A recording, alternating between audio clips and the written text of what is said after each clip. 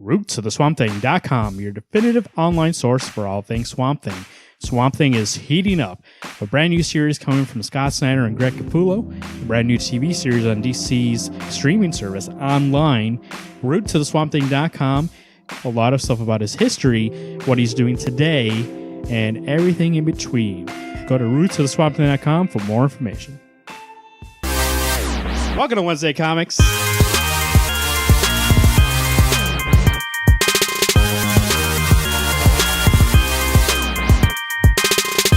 Brought to you by RootsOfTheSwampThing.com and SuperCon 2018 Return of the Con.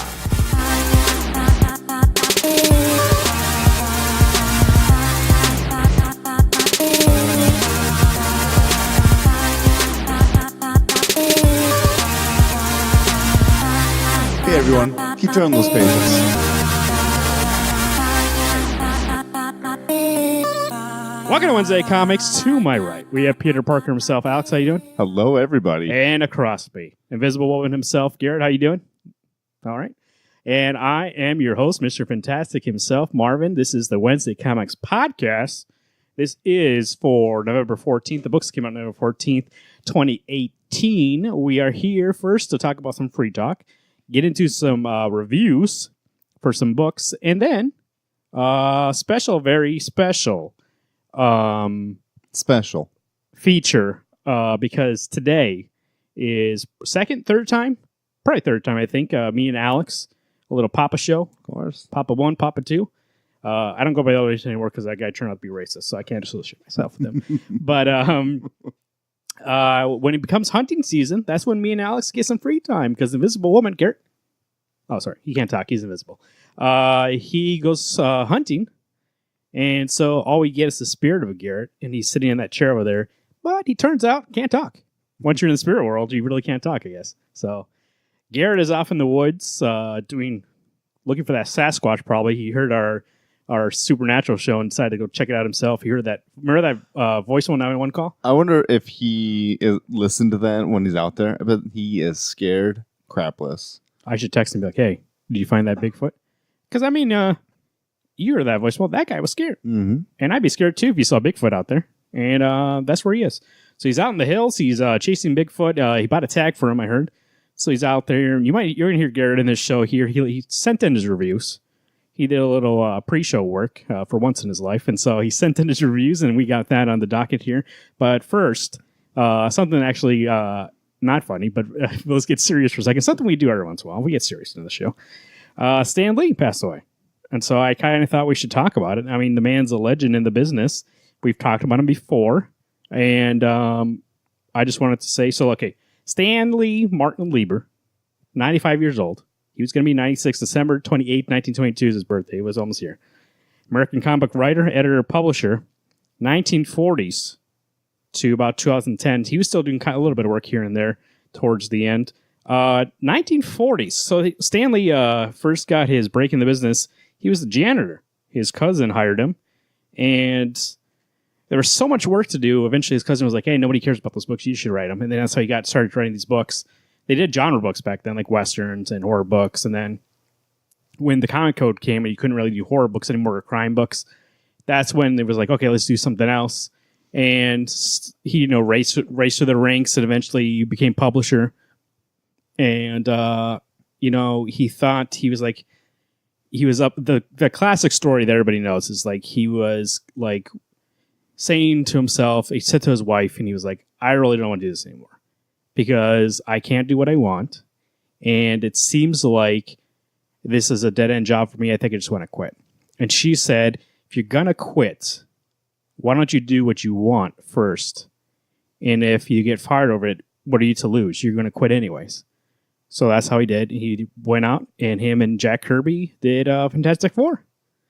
The world's greatest magazine. And that was the start of what we know today as the Marvel Universe. And that's the thing.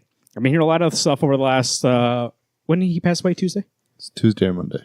And recording this on a Saturday, and you're probably hearing this on a Sunday, but at the very earliest, a Sunday. People saying, he did a lot for the business. We will give him that. He created a lot of characters. Peter Parker, probably the most popular one. Spider-Man is probably the most popular Marvel character, I would say. Most recognizable. My son knows who Spider-Man is. So the man did a lot for this business. He was one of the people also, if you know anything about Marvel history, was one of the ones that was really pushing for them to go into movies and TV to like make sure the characters lived on beyond the comics if anything were to happen. Like he wanted to make sure everybody could enjoy these characters. And I think he succeeded and he had fun doing it. He was in those cameos and like that was a dream from him. From his perspective, he's been trying to do that since the 70s. And so for him to finally get that, I see why he has so much fun with that. So, but I think we have to give it up for a man that had great collaborators. Jack Kirby, notwithstanding Steve Ditko, anybody he's worked with throughout the years. So, Jerry Conway, everybody.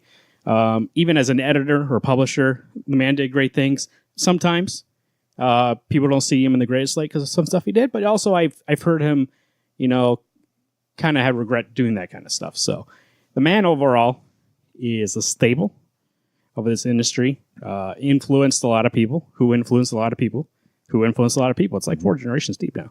And he's going to continue doing that because the man, for one thing, something that was very easy to not do is back in, I don't have it in here anymore, but it's in my son's room. Something that it would be very easy for him to, in the 1960s, 70s, to turn a blind eye to civil rights and rights of others. But he was the first one when they were like, hey, you need to write a comic with a black superhero. And instead of making a stereotypical black superhero, he made Black Panther, who was the king of a nation. And their nation wasn't some rundown nation. It was the most technological advanced nation in the world. And also, like, Spider-Man had issues about, like, protesting about civil rights. The X-Men. Mm-hmm. Like, he made the X-Men to prove that even though you're different doesn't mean you're bad. And that's a direct Stan Lee quote. And so, like, at a time when it would be easy to be like, oh, let's not get involved in that. And I know a lot of times today people are like, hey, don't put your politics in my comic books. That's been since the beginning. And that's because of Stan Lee. Like, that's been since the beginning for him to be like, hey, we can use this medium to be more than just these books. We can use this medium to tell people, like, these are superheroes. They wouldn't turn a blind eye to this. They would be involved in this. And so for that aspect also, I think he was a forerunner, trailblazer in that aspect. And so, 95 is not a bad age. No, that's an immaculate age, actually. It is sad. I mean, the last couple of years he's had it a little rough. So his wife died last year.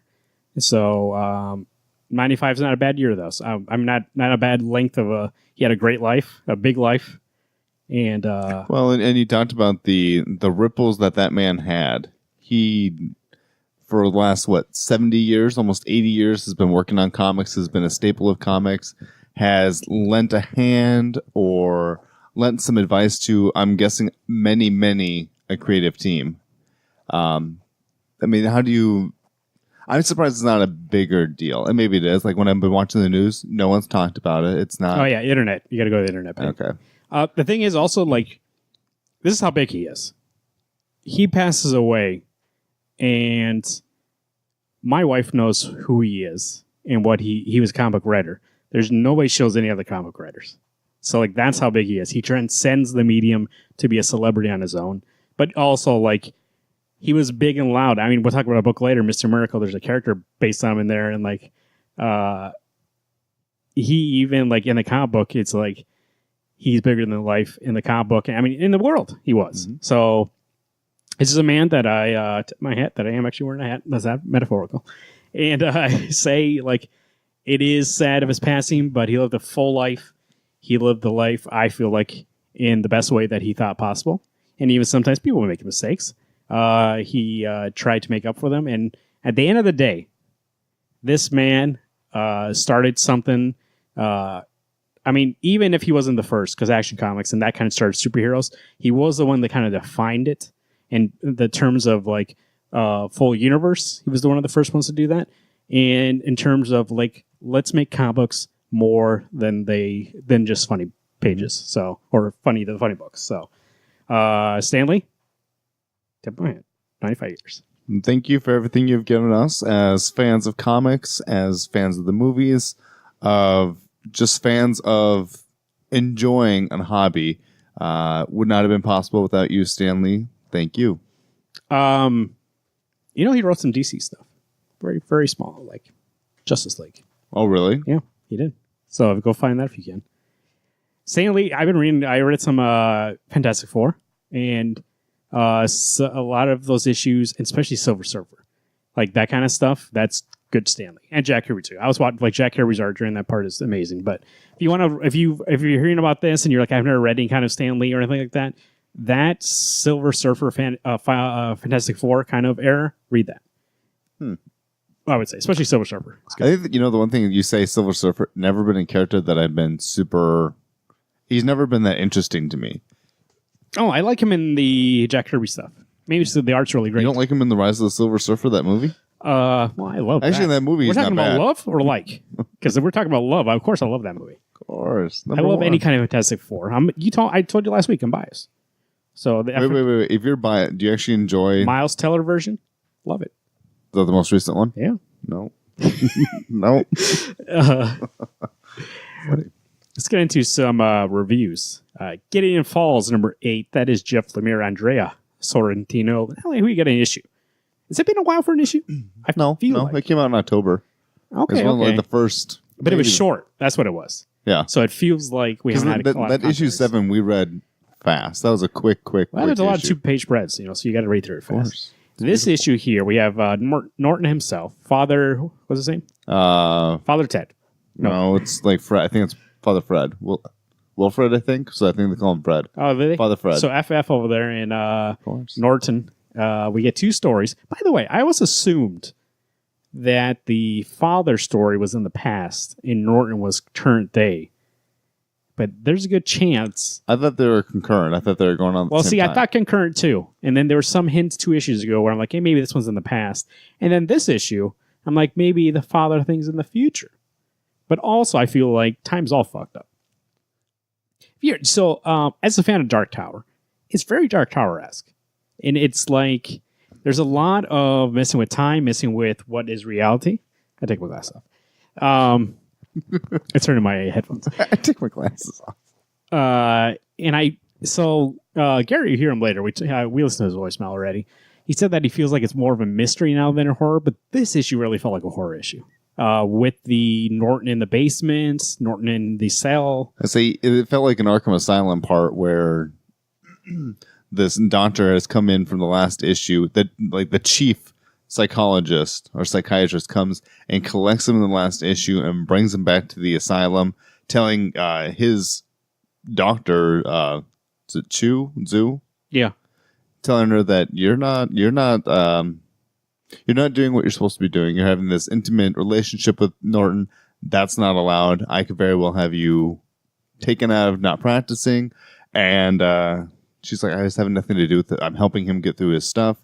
Then that's also scary, right? That you could be locked up for nothing. Then you're getting these flashbacks of him having this, being locked up in the basement, seeing our big smiley Joker friend. Yeah. Which I'm guessing that symbolism is it's the doctor. If it's not the doctor, actually, that doctor's pretty close to being that guy. He looks almost exactly like him, and I think in the last issue we kind of had a hint of that when it went from the doctor's face to that guy's face. So that part itself, that's very horror. And then we go to Father Fred, and even that is, even though it's not full on creepazoid like the Norton one, it's still scary. Mm-hmm. Like they go to what's his name's house? Do you remember what his name was? Which he? The bus driver. They find out something R. Rhett. I thought it was Danny Rhett. So they go to his house, and then Father Fred's seen all this bullshit, and he finds these photos, and they find out these photos of Norton, and that's even a little creepy. Like, what's going on here? I think the thing I love most about this book is that every issue, I feel like I know what's going on, but also have no clue what's going on. Like, it's enough to be like, I'm with the characters. Like, I'm not confused on what's going on because of the book. The characters also are confused. Yeah. And so I'm enjoying it with them and trying to figure out with them, but also you're afraid of what you don't know. And the book really is great about doing that. The art's great, fantastic. Oh, I think so. When we're reading, what was Nick Spencer's book, Secret Empire? Yeah. And Sorrentino was doing the art in that book, and it just did not feel like Sorrentino. And if this is what he had been working on, I realized issue 7 and 8 just came out in the last 2 months. These are probably a little bit after he had gotten started. All that effort and all that crap that we may have gotten, not crap, but less subpar material. I feel like he got taken off Old Man Logan for this book. That's where Jeff found him and was like, hey, I want to do something with you. That's not Old Man Logan. And that's where they went off into this. So. Okay. Actually, that does make more sense because he had been gone already from Old Man Logan before even Secret Empire came out. Yeah. And then Secret Empire, they just were like, hey, that was like work he had promised before he left. And so he kind of fulfilled that. Yeah. But Jeff was like, hey, I got this thing I want to do. And so this book looks amazing. It does. The panel layouts are, they are what we expect from Sorrentino, but also I feel like elevated. Like this is some of his best work I've seen. Mm-hmm. Well, I think Sorrentino is one of the best at that mode of he needs you to look at this one thing instead of blowing up the whole screen. It's you blow up this one little circle, one little square, focuses on that pocket that you're looking at. Here's the specific thing you should be seeing as the reader. No one else does it better. And I realized shit, I got like a frog or something stuck in my throat. It's very cinematic. It is. This book reads.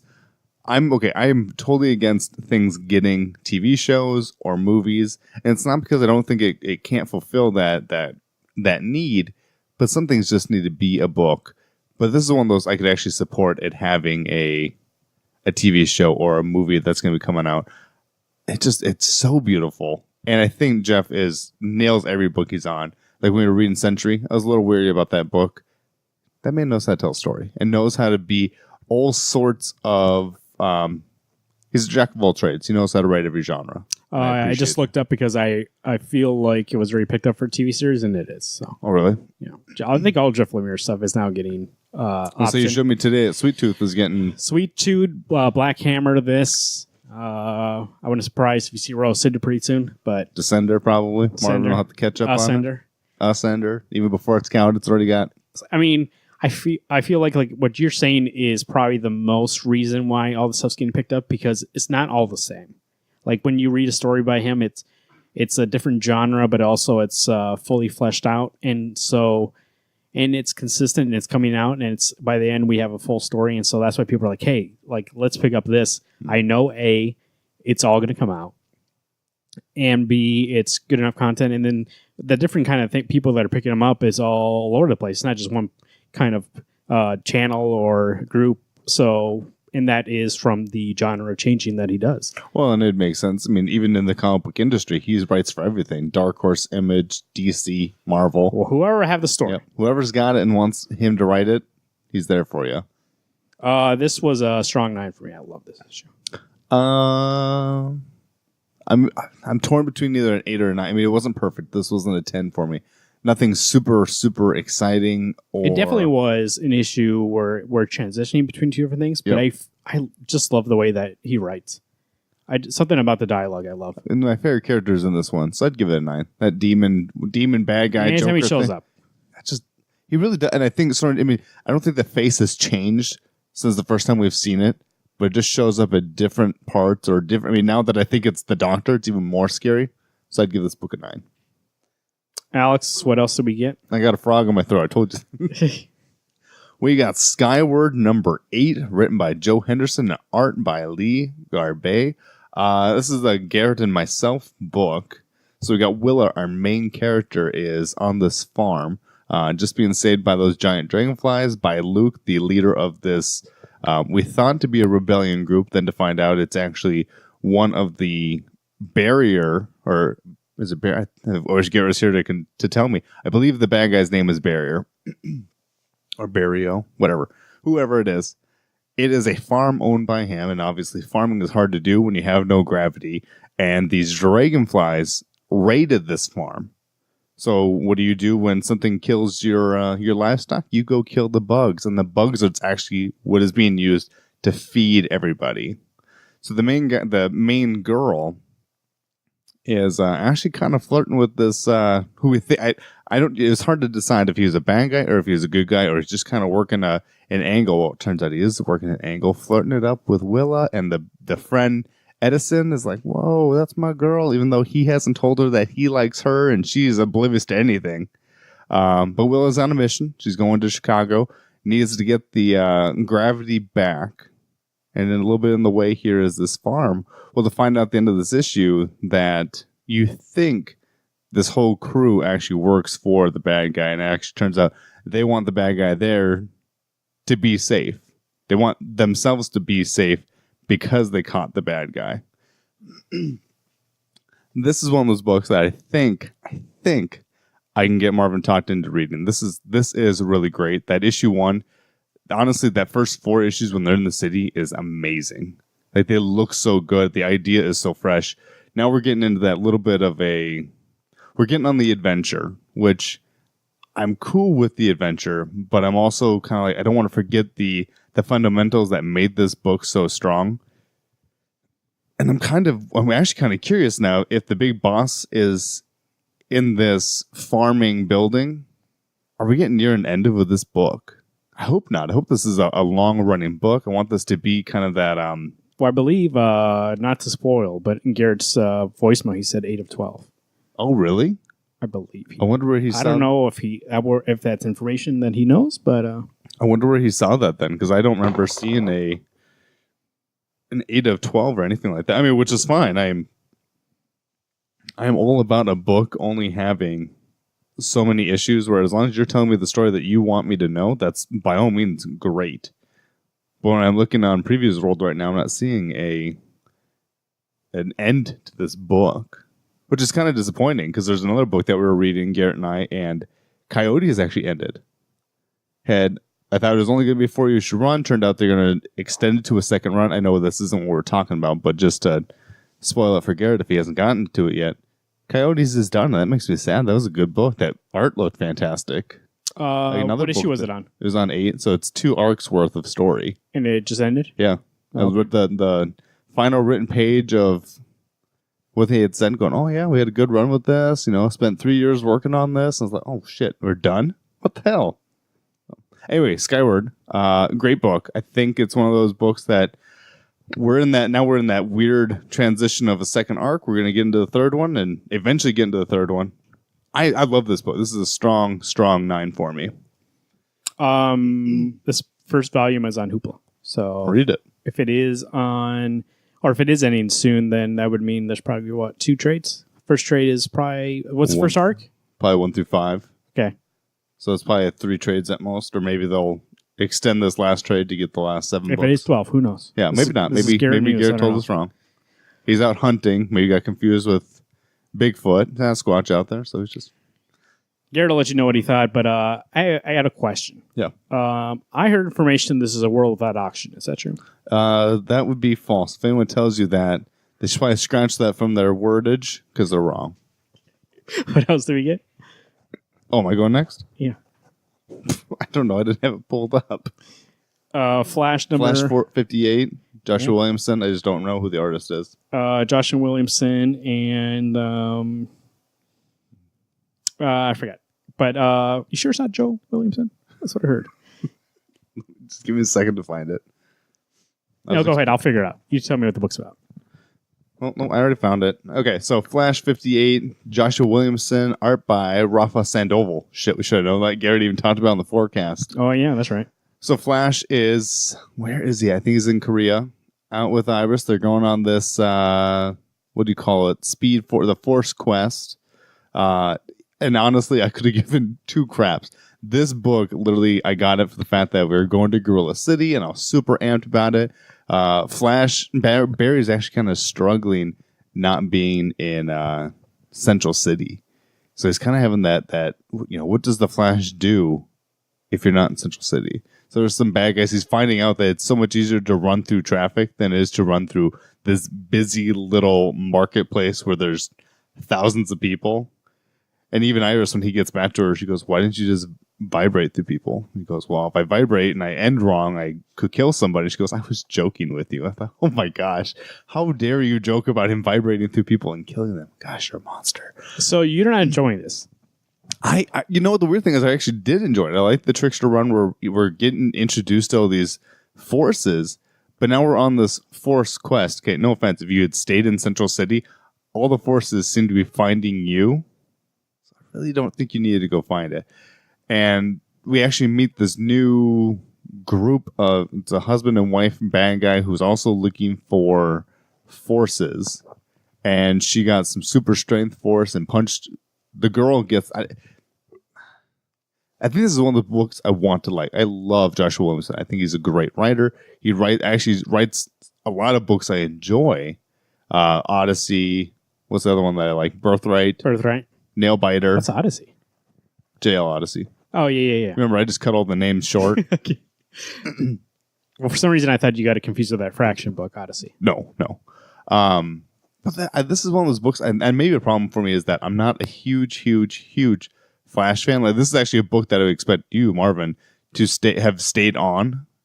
I know you fell behind on that Flash Wars, which, no offense, was the ramp up to it was not interesting. Yeah. But I like this idea of this forces coming into Central City, and that Flash had to deal with it. Now he's on this quest. He ends up going to Gorilla City and goes, why didn't I think about going here in the first place? Grodd always was after the Speed Force, and he knew more about it than I did. So he gets to Gorilla City, and something has worked its way through Gorilla City, killing everybody. And so Flash is going to interrupt that. That's not what I want to say. Investigate that. Use the CSI mode. There's good things about this issue, but it just... I don't know. I mean, I like Flash as a character. Jeff Johns' run was great, fantastic. Runs in the past have been great, but something about Joshua Williamson's run, I never felt like it was bad, but I never felt like I was interested in it. It's getting a little. I think it's getting a little long-winded. I'm not realizing what this book is building up to. Where, like, when you read Tom King's Batman, there's a whole every arc is just a little piece of what the whole big story is going to be, and that's something I think I'm really enjoying. And unfortunately, Scott Snyder kind of ruined that for me, where I want a long arc. I don't like the short little ones. I want this big overlying story to tell me a tale. This book has some good artists on it, but there were a couple fill-in artists that I did enjoy also, so I feel like that also suffered. And I think when I see Sandoval, I was always used to seeing on the Hal Jordan Green Lantern Corps. It seemed different. It seemed odd to see the art style for Flash like this. It was so, I don't know, defined. I'm used to seeing all that liney kind of electricity coming from this. Didn't seem that way. It felt like old Flash, what I would see, just the big scarlet blur. It was fine. This would be like an issue rating of 7. Nothing special, but not enough for me to be like, yeah, screw this, I'm done. But who knows? It may eventually. Did you say 7? That's not bad. You know what book I actually am looking forward to getting? I think Aquaman. The preview looks great. I don't know if it's Kelly Sue DeConnick, right? Yeah, she's one of those. I don't know why I'm nodding on an audio podcast. I think she could write it, but I also am curious. Can she stay on it? Possibly. I mean, it is paying work, so maybe yes. I suppose. She's also contracted to do a certain amount, but I suppose Bitch Planet, you write what you want to write. That was her thing. So yeah. We'll see. Anytime she's been contracted, she should have kept Tomorrow for a while, and she did. She didn't drop out of that book. Okay. So that and Wonder Woman, which came out this week, but I haven't had a chance to read. Those two, I'm excited to see what happened. What G. Willow Wilson and what Kelly Sue DeConnick do with those two characters. So, and I will be picking. I did pick up Wonder Woman. I haven't read it yet. WW, I'm excited. Cool. I missed her. I actually missed her. Yeah, I know, and I think new writers coming onto these characters that I've never done before might be good. Because the thing with Rebirth, I love most of the choices, but also some choices were like, hey, let's have somebody who wrote them in New 52 continue writing them, and I didn't really enjoy it. But also, like, I like seeing the diverse kind of like, let's have a woman write Wonder Woman, which, and then also it was like, hey, Kelly Sue DeConnick, like, there's no reason why she can't write Aquaman. Let's go ahead and let her write Aquaman. So, no, that art looks great. I haven't seen the art for Wonder Woman yet, but the preview for what I've seen of Aquaman, it looks interesting. It looks good. You know what else is good this week? Mr. Miracle number 12. This is Tom King, Mitch Gerads, the finale to the Mr. Miracle miniseries, Maxi Series 12 issue. Maxi. I didn't say Suri, but she came on. She wants to join the conversation. Mr. Miracle. Yes. How may I help you? This is the finale. So in the last issue, they fought Darkseid, right? Yep. That was the last issue. We didn't know what happened. Dead. He got shot, right, with the gun. Mhm. And so this issue starts. Let me not even tell you what the issue is about, because if you read it, you read it. It's really actually hard to define what this issue is about. Let me just ask you a question. Do you feel like, so most of the time when Tom King ends his books, or anybody ends anything, there's two different ways this book could have ended. It could have ended with being like, hey, you make up your own mind and you decide, like, is he alive? Is he dead? And I feel like we got a little bit of that, but also there's also an ending which is defined, being like, here's the end. And like, this is exactly what I mean to say with the story. So I feel like we got a little bit of both. Do you agree with me or you disagree? This, I'm glad that you state I'm not going to tell you what this was about, because in all honesty, even though I read that thing after, the thing that you had sent us, Marvin, about, hey, read this after you read issue 12. Garrett sent to us, but I haven't I'm read going to it. give you credit. I actually haven't read He's it yet, not so here I'm not for sure it. what He's it is. invisible. He's not even talking. What to did me it say, actually? Because I didn't read it. Oh, I thought you did read it. No, I haven't read it yet. Oh, he really does need to change the picture, because I thought it was you who sent it. It just kind of tells you to take it as it is, to what you think it is, because there's the part where Mr. Miracle is talking to, who was the one that's telling him he should have been, or you think you're in hell. Orion, maybe? No. They're on Apocalypse, and he's talking to somebody sitting there watching Barda fight it looked like Batroc the Leaper from Marvel. Anyway, so whoever's, it's, oh, you're in hell, or you chose. Was it Granny? Who? Granny? I'll pull it. No. Granny was the one that because there's some that he actually talks to and he responds to, and there's other ones that he just chooses to ignore. But they gave him a name, and I don't remember what the name is. Is it Firestorm? Nope. Fire Sun? I'll pull it up here in a second. Flame Dude? So anyway, I don't know what kind of book we got out of this. You just got this, I think the last half of it was my favorite, where you actually have Scott Free just hanging out with Barda. They're at the hospital, find out they're pregnant with a second kiddo. And then you just get this last little 9 pages or nine panels of them just sitting on the couch and him talking to her, going, what's the meaning of life here? So there's no definitive end of this book. It's just, it wraps up this 12 issues of what we've read. So what I like about this ending here, they didn't say character's name, so I'm not sure who it was, but Ambush Bug. So what I like about this ending is that it feels defined in one way. It's not defined in terms of like what is going on. It's defined in this aspect only. At the end of this story, Scott Free has escaped on his own terms, and he's happy with it. Like, that is the only thing that we're for certain of. But in terms of like how he does it, how did he escape? We don't know.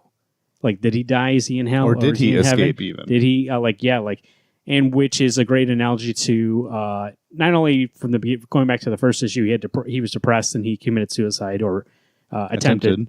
And then from that point on, we were never too sure exactly if what was going on was real or not, or was he dead, or was he alive, or was he like lost in some sort of like program? I don't know. So there weren't really definitions. And when he talks to his best friend, what was Oberon? He talks to him and he gives him the thing. He goes, sometimes it doesn't matter. Like in that other universe, heroes prevail and they always have happy endings. And even though that's not real, maybe sometimes it's better to live in that world. And so I feel like it's Tom King saying that if you have depression, and two things here. One, his past is not a happy past. Granny tortured him, and he kind of at the beginning of the series saw it like with these rose-colored glasses, saying like, "Hey, it wasn't that bad." And Barda was like, "What are you talking about? Like, she tortured us." Yeah. And for finally at the end, when he tells her to like screw off, and like, does he punch her or Darkseid? No, he punches who? He punches his dad. Yeah, that's right. That's right. High Father. High Father. Yeah. But he tells her like he's done with her. Is kind of being like, you don't have to, even though in your past bad things might have happened, you can choose to move on. And he chooses to move on in that moment. And the future is what he makes it. It doesn't matter if it's real for him or not, because he knows that in that moment, like I said at the end, the only thing that we're 100% aware, I mean, that we know that is true, is that he's happy with the choices that he's made and happy with where he's going. Like, it doesn't matter to him if this is heaven. It doesn't matter to him if none of this is real, because for him it is. Yeah. And for him, he's happy. And for him, he's okay. So I enjoyed so we bring up Highfather, and Highfather's telling him that sometimes as a dad you're given the hard choice, and sometimes you have to do the thing that hurts the most. And I had to save my people by giving you up to Darkseid, and Scott just flips out, uppercuts him off his feet because he wasn't going to make that same call because Darkseid wanted his son. He's like, screw that, my son's coming home with me, and not like you would do, Dad, and sacrifice your own kid. Yeah, so basically his father's like, I had to. And at that moment, Scott knows, no, you didn't. Like, I made the opposite choice, and it turned out okay. Like, we beat Darkseid, and everybody's still happy. Like, nothing bad came from it. This is a book, and not even just this single issue. This is a series that, much like Vision, I need to reread the whole thing in a whole entirety. Yeah. Because there's a lot of things that I knew nothing about Mr. Miracle. I still know nothing about Mr. Miracle, and it's not even about him being Mr. Miracle. It's about him being scot-free, and about him wanting to be. What does it mean to be? In this book, it's about being a parent almost. What's it mean to be happy, or maybe to be happy? And I can't wrap my mind around this book. It's so good, and actually, the issues that I enjoyed the most aren't even about Mr. Miracle. It's about him trying to figure out how to be happy and what's the right way for him to be happy. Well, I mean, this last issue is a perfect encapsulation of his depression. It's like, here are all the things that are weighing you down, telling you to feel shitty, like to make you like to hold on to the past, to like, hey, why are you happy? What if this is not real? You don't know if it's real. Like, all these people that aren't, like, he doesn't see as real, but they're so badly, like, the voices in his head being like, you're not good enough. And he chooses to ignore all of them and chooses not to give them power and chooses to, like you said, be happy, move on, and like look at the things in his life that give him meaning and decide to be like, oh, okay, I'm going this way now and I'm done with this. And I think, like you said, I'm going to reread this again, and like, it is a work that is a good story if you just take it at surface level, but if you look beneath it, it is a great story about other things, and I think that's the perfect encapsulation of what Tom King does. Tom King does, and this is another mini-series in which I would say he did it again, and like, this is another one put on the shelf next to Vision and other minis he's done. Well, he's done another one, right? Well, he's done the Omega Man. That was one that... Oh, yeah. I never finished that. That was the 10-issue run. But I mean, even his Batman has got the same the same storyline of what's it mean to be Bruce. It's not just about being Batman, kicking ass and taking names. It's about how does the human trained to physical, mental, emotional perfection. What if he wasn't perfect? What if he did struggle? What if he does have problems? What if all the shit he's ever done and all the shit he's ever seen and all the shit that's ever been done to him, what if it affects him? Yeah. What if he wants a life outside of being Batman? And even though you're so close to getting that life, and this goes for any of these characters even, what happens if you're so close and you're so far away? Because there's always something in the way. Can I say also that Mitch Gerads was an artist that prior to this series, I always thought of as like a military, like realistic kind of artist. He did Sheriff of Babylon, and he did, what was that book I used to read? Activity, I think, by him. And now that we have this, I see that he can do more than that. There's comedy in this book. There's drama in this book. There's emotion, like the way he draws people's faces in this book, like especially Scott and Barda's scenes. I see his range now, and I was like, because I remember thinking when he first got announced with the book, I was like, oh, is it going to be like realistic, kind of like how's that going to look? And fantastic. Like even the art by itself would be enough for me to be like, hey, you should read this series. Like in terms of storytelling, in terms of just the way the layouts are, like it's a 9-panel grid every single page.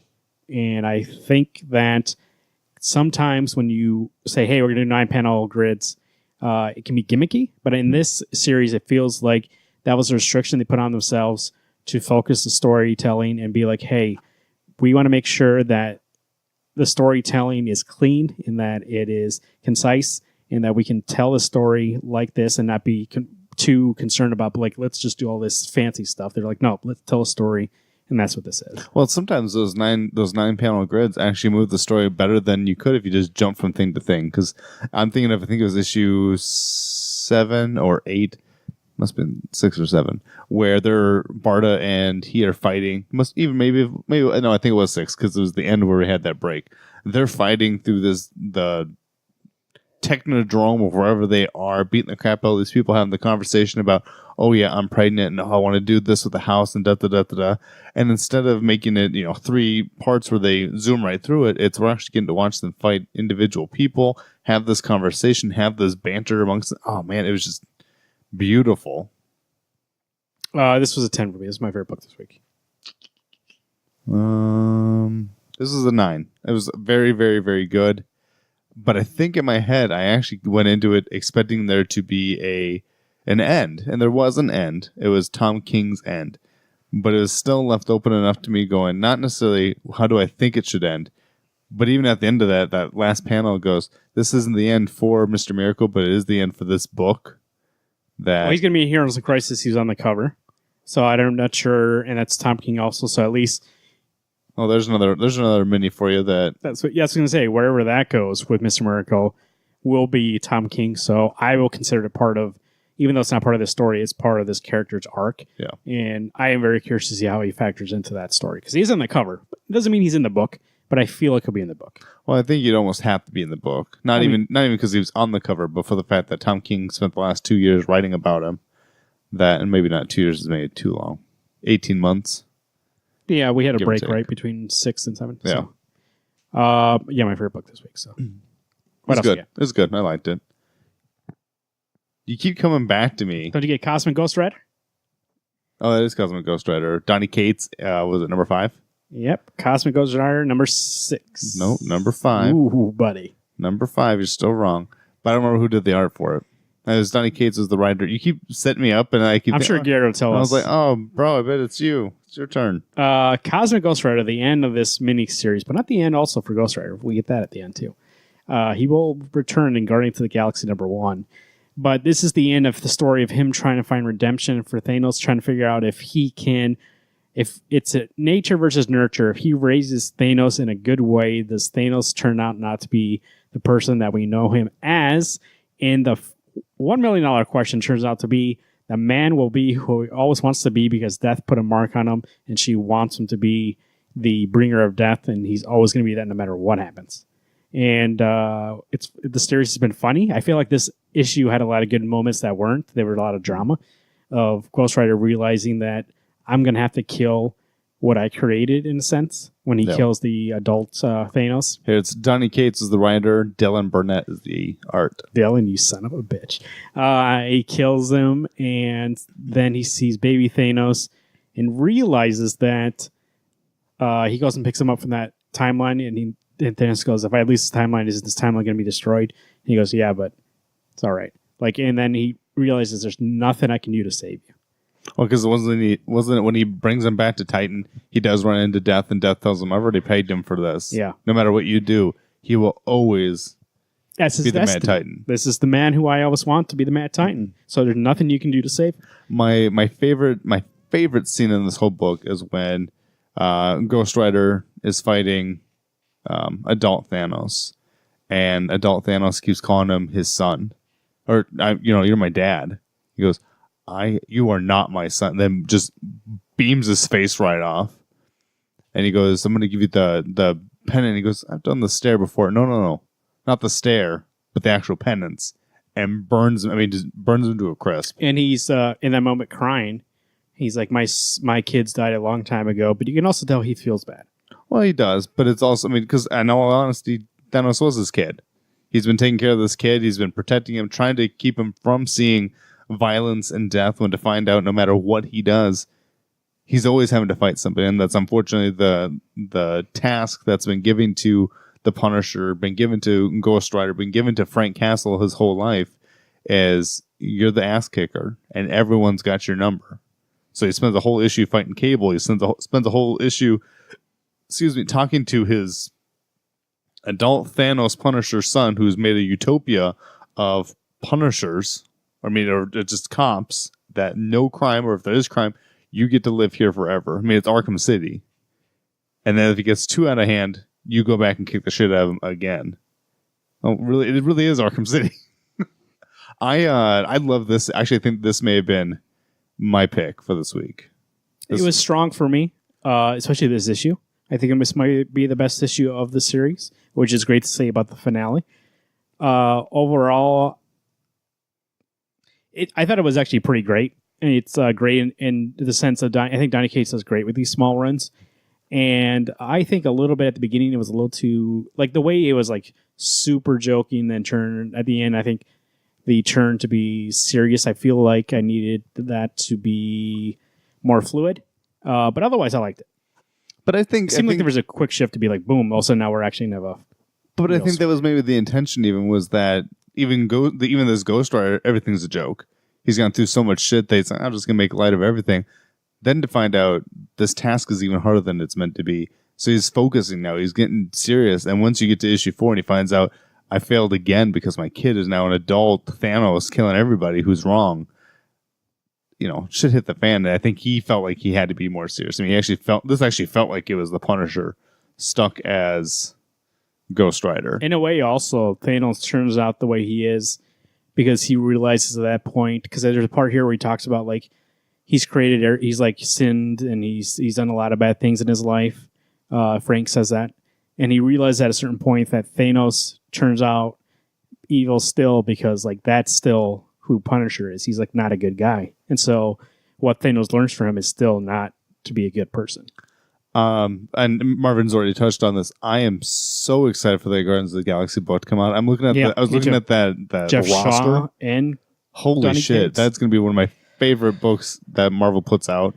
And that team is ridiculously huge. I don't even know half the people on there. Well, the first arc is that whole team, and then it'll go down to 6 people. Oh, really? So from those, I think the first arc is called "Who Will Be the Guardians." Oh, I see. So those are the main people because they're fighting something big, and then it'll be whittled down to 6 of them. Okay. So that's what the first arc is about. Guessing who's going to get I hope that Cosmic Ghost Rider stays on it. I mean, he will. That may actually be one of my favorite characters coming out now. And the original run of Thanos that he was in is actually better than this whole run here, this 5-issue run. I will say, when we first saw him and the reveal was that he was Frank Castle, for me it seemed like one of those things where you're like, that's a twist just to be a twist and it doesn't really mean anything. And then we got that issue of Thanos where they do the backstory of Cosmic Ghost Rider. Was it in there? Yeah, where he started out, he died, and then he comes into being Ghost Rider. Which was probably one of the best issues of that run, but also that run was fantastic no matter what. And now, like you said, I think he's one of the best new characters from Marvel. And he's not just the Punisher as Ghost Rider. He feels like a full-fledged character. Mm-hmm. And actually enjoy him more than Punisher by himself or Ghost Rider by himself. Like that character. Oh, really? I think so. I haven't read enough regular Ghost Rider to...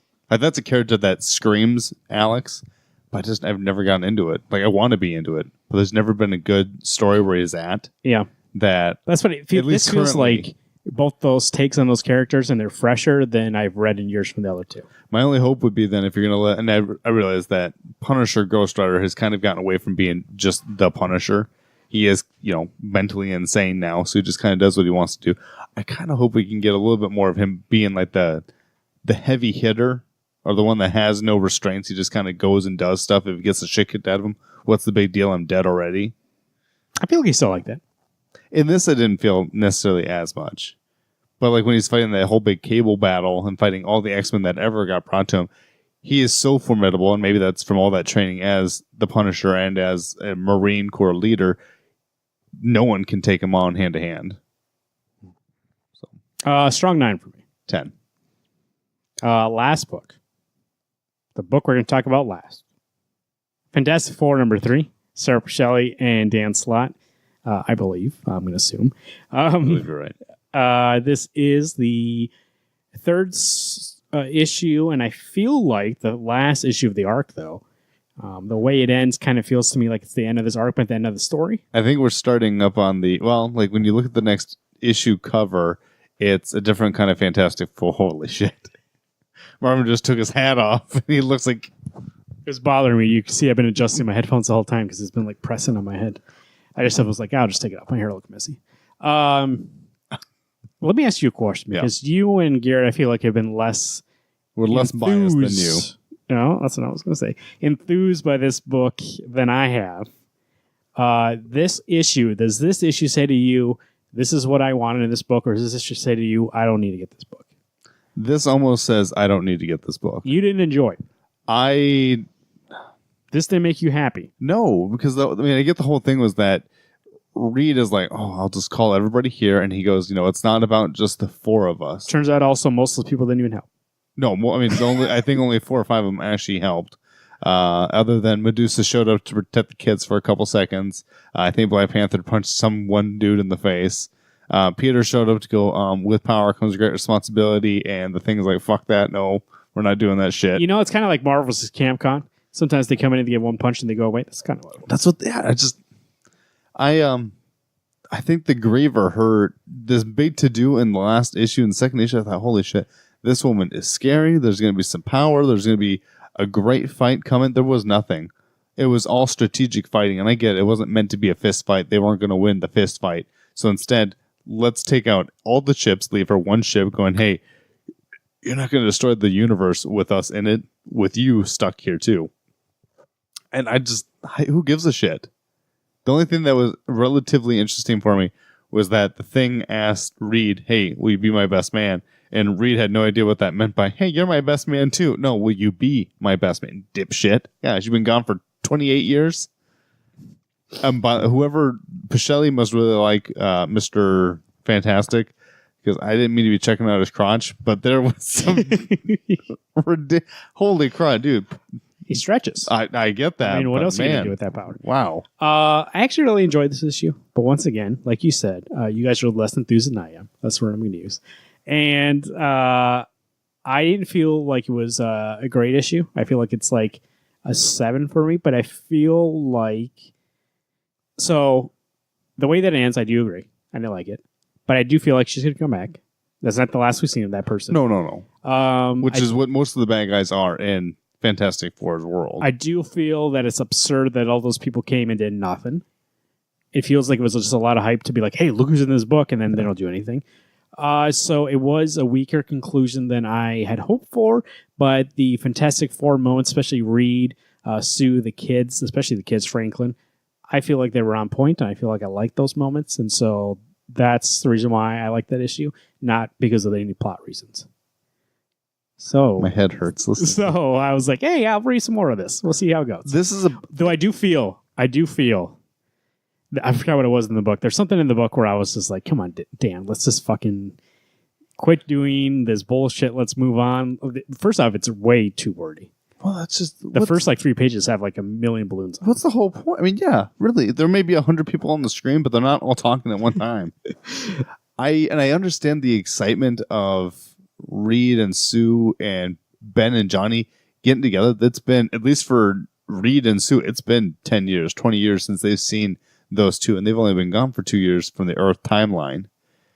But I'm just like, I like the Fantastic Four. I really do.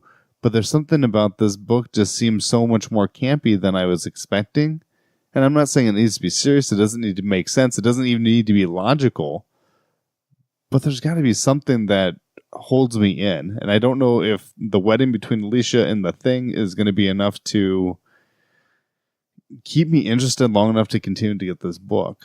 Like, I want to give this series a decent run. I don't want it to just be 3 issues, 3 strikes and you're out, because the first one was okay. I was kind of disappointed by it. Issue 2 I actually really did enjoy when the Griever showed up. She actually was a formidable bad guy. Not only does Franklin make all these universes, makes all these, lives, she comes in and destroys everything. It's like, okay, you know what? That's a pretty awesome bad guy. That's the way to go.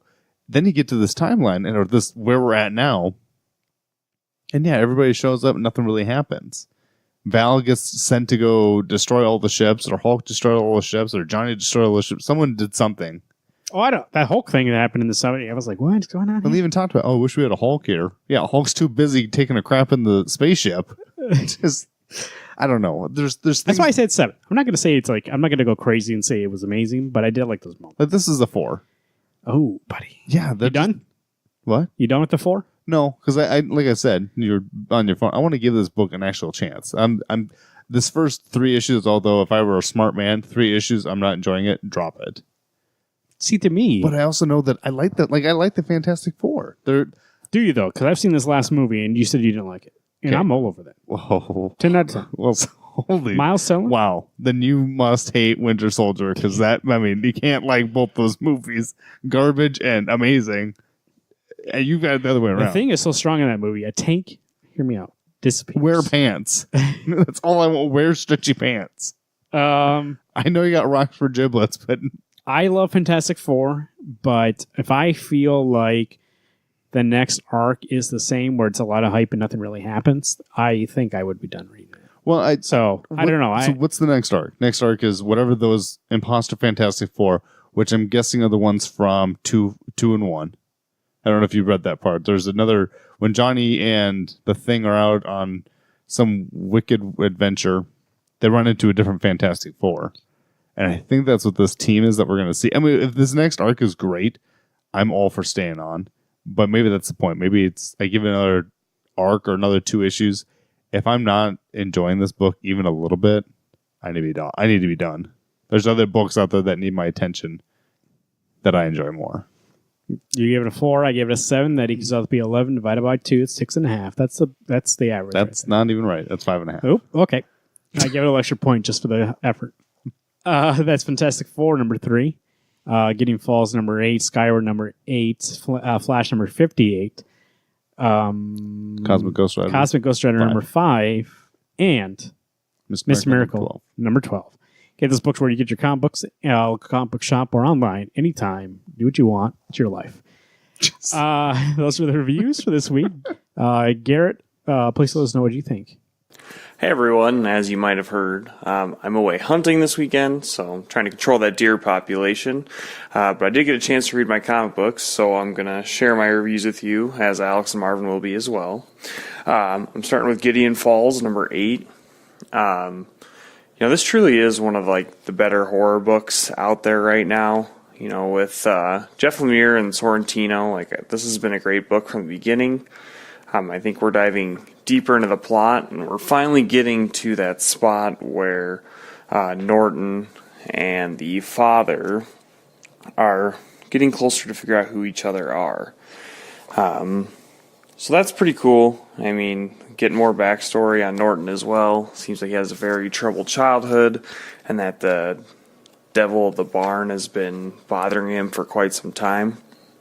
I do really enjoy the art style by Sorrentino in here. It is very horror-esque. Dark paneling, scary page turns, things like that. And, this story has been steadily, over time, become more and more a mystery, I would say, than a horror, but there's still frightening parts. Like when I see that devil creature, I remember the last time I did that, or when we all saw that, I think it was the covered issue 2 or 3, it was terrifying. So this book has become really good. I don't have too much to say about this one, because I can't really provide any insight, unless the guys already have, but we're just slowly figuring out more and more to the story. It seems that the father's getting closer with the sheriff who got shot in the barn, and that Norton is getting closer to his psychiatrist who is being replaced by another doctor, because I guess doctors can kidnap you from your home and force you into treatment, so that doesn't make a whole lot of sense, but it just adds to the paranoia and fear of this book. I would say I give this issue a 7. It wasn't my favorite issue, but it was a good read, and I always forget how much I look forward to this when I read it. So moving on, I'm going to Skyward, number 8 as well. It's the Book of Eights. So we've had Willa, the main character, come to this Barrow agricultural location from the train she was trying to run away on. Now, Barrow is the man who wants to keep no gravity in the world, but Will is trying to return gravity to the Earth so people don't die and things return back to normal.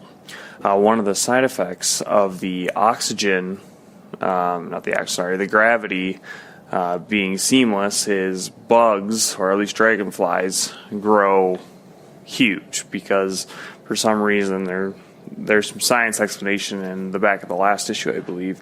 It explains that gravity, the pressure, keeps those bugs so small. So that's why when we see bugs in our atmosphere, they're really tiny. So I thought that was pretty cool.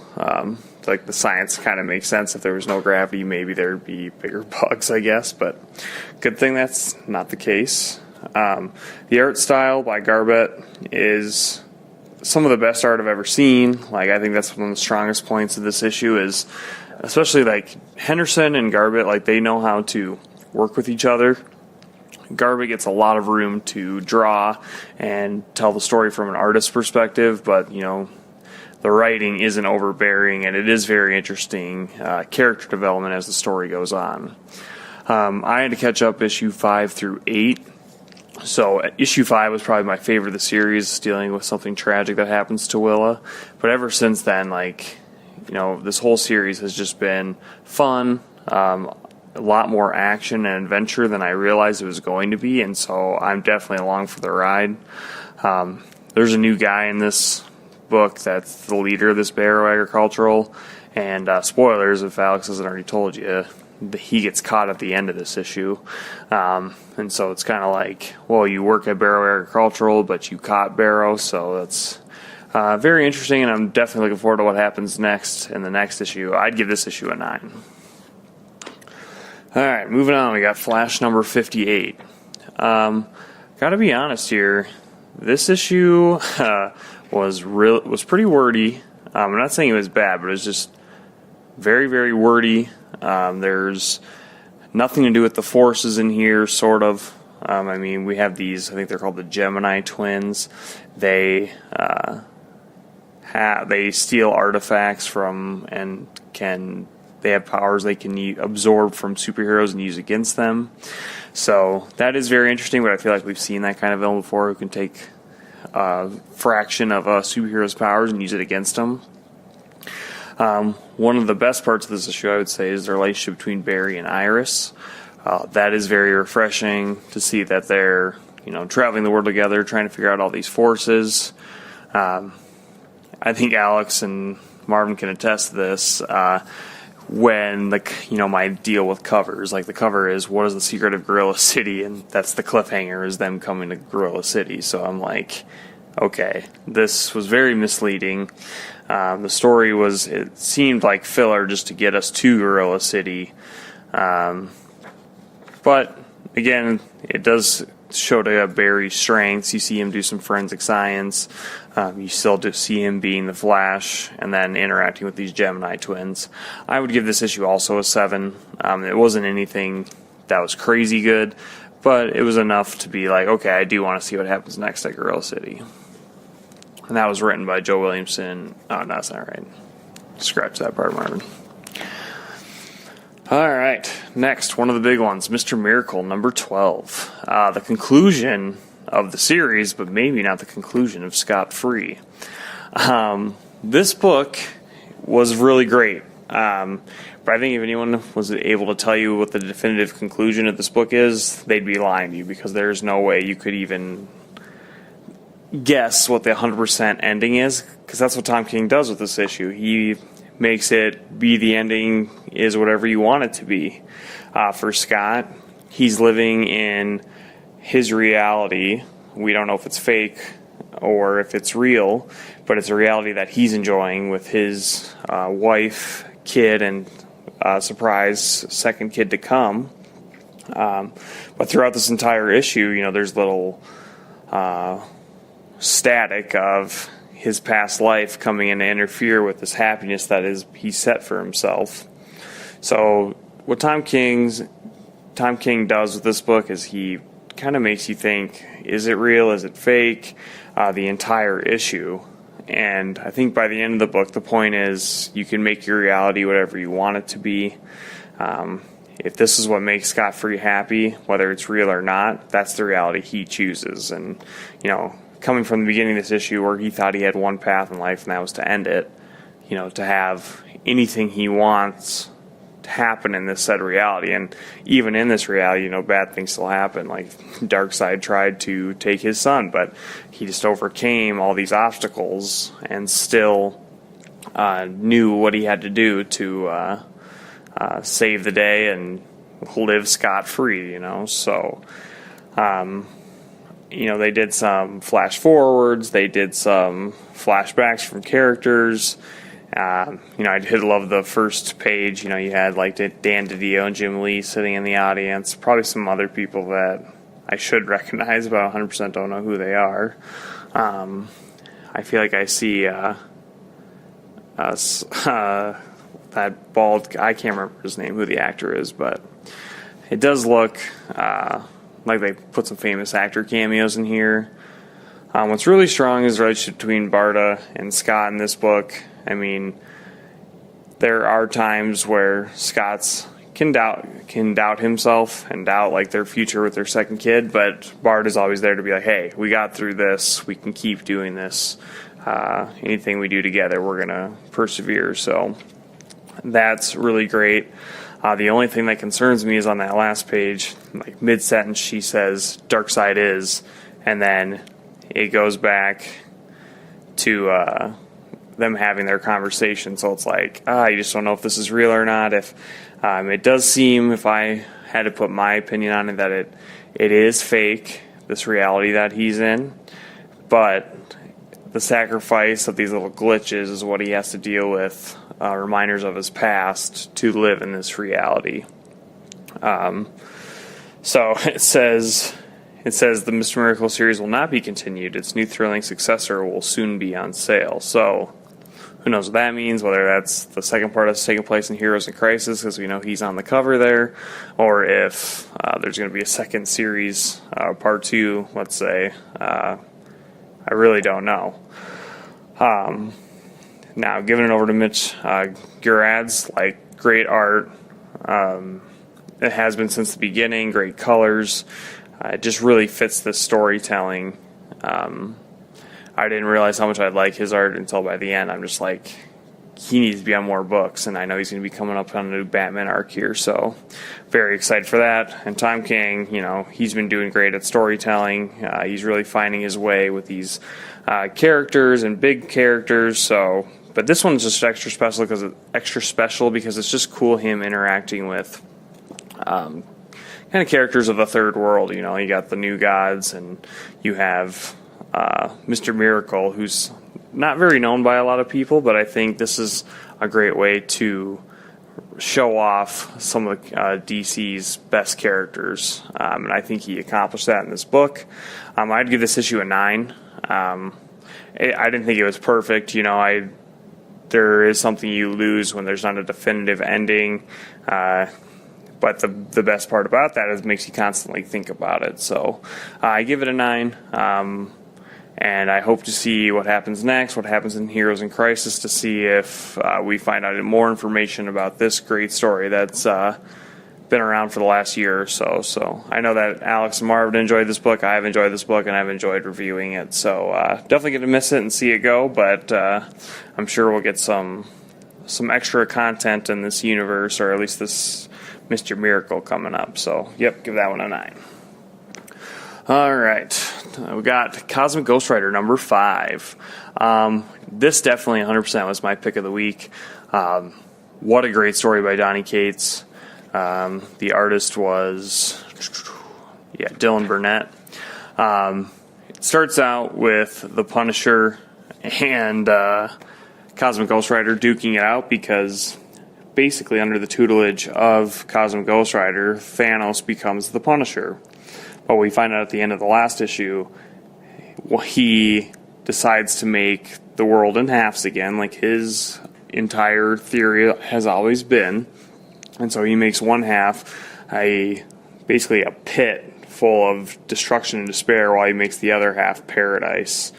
And so we don't find out until later that issue that the reason that Cosmic Ghost Rider is no longer around in the future is because Punisher Thanos killed him because he did not agree with that viewpoint that all the criminals and bad people should be in the bad area of the world while obviously the good people would be on the paradise side. This issue itself is their final battle. Ghost Rider has been traumatized by being Thanos' ward, basically being told what to do. He wants to pave his own path, but there's always a Thanos around, is what he said. And he's like, I think there was a funny line where he's like, oh, it's always, there's two of you that are trying to ruin my life, And he does get to go to this paradise and see this future where his wife survives. You don't see his kid, but you just see that Cosmic Ghost Rider, or Frank Castle, just knows that this is not the correct future. It needs to be corrected. So what does he do? I guess he's been holding back this whole time. He obliterates Thanos. We've seen in the Marvel Universe it's not a very easy task to kill Thanos, but Cosmic Ghost Rider does it, and he does it brutally. Being a Herald of Galactus and a Herald of Thanos, I'm sure you learned a couple tricks up your sleeve, and Cosmic Ghost Rider, uses all these powers and all this knowledge that he's learned to destroy him. And the kill, I know Alex would like a lot. He takes his head off his skull, or takes his head, off his spine.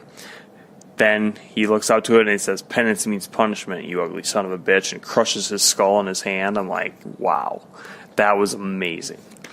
Going on to the rest of the story, it's kind of a what if kind of situation, and he realizes that he has to take Thanos back and everything needs to happen naturally. Else it could be 10 times worse because of him being a parent towards Thanos. But at the end, you see that Cosmic Ghost Rider runs into Death, and Death's agent is Thanos. And she just explains, like, hey, his path is set in motion, but thanks for showing him how to kill. And he's like, is there any way to save Thanos? And she's like, no, there isn't. His path's been chosen. He cannot escape his fate. And so that makes Cosmic Ghost Rider pissed. But he's like, I'm not finished with this world yet. I'm going to fix it. And so he gets on his bike and rides off into the cosmic sunset and says he's going to return in Guardians of the Galaxy #1, which is 100% going to get that book with Donny Cates and Jeff Shaw.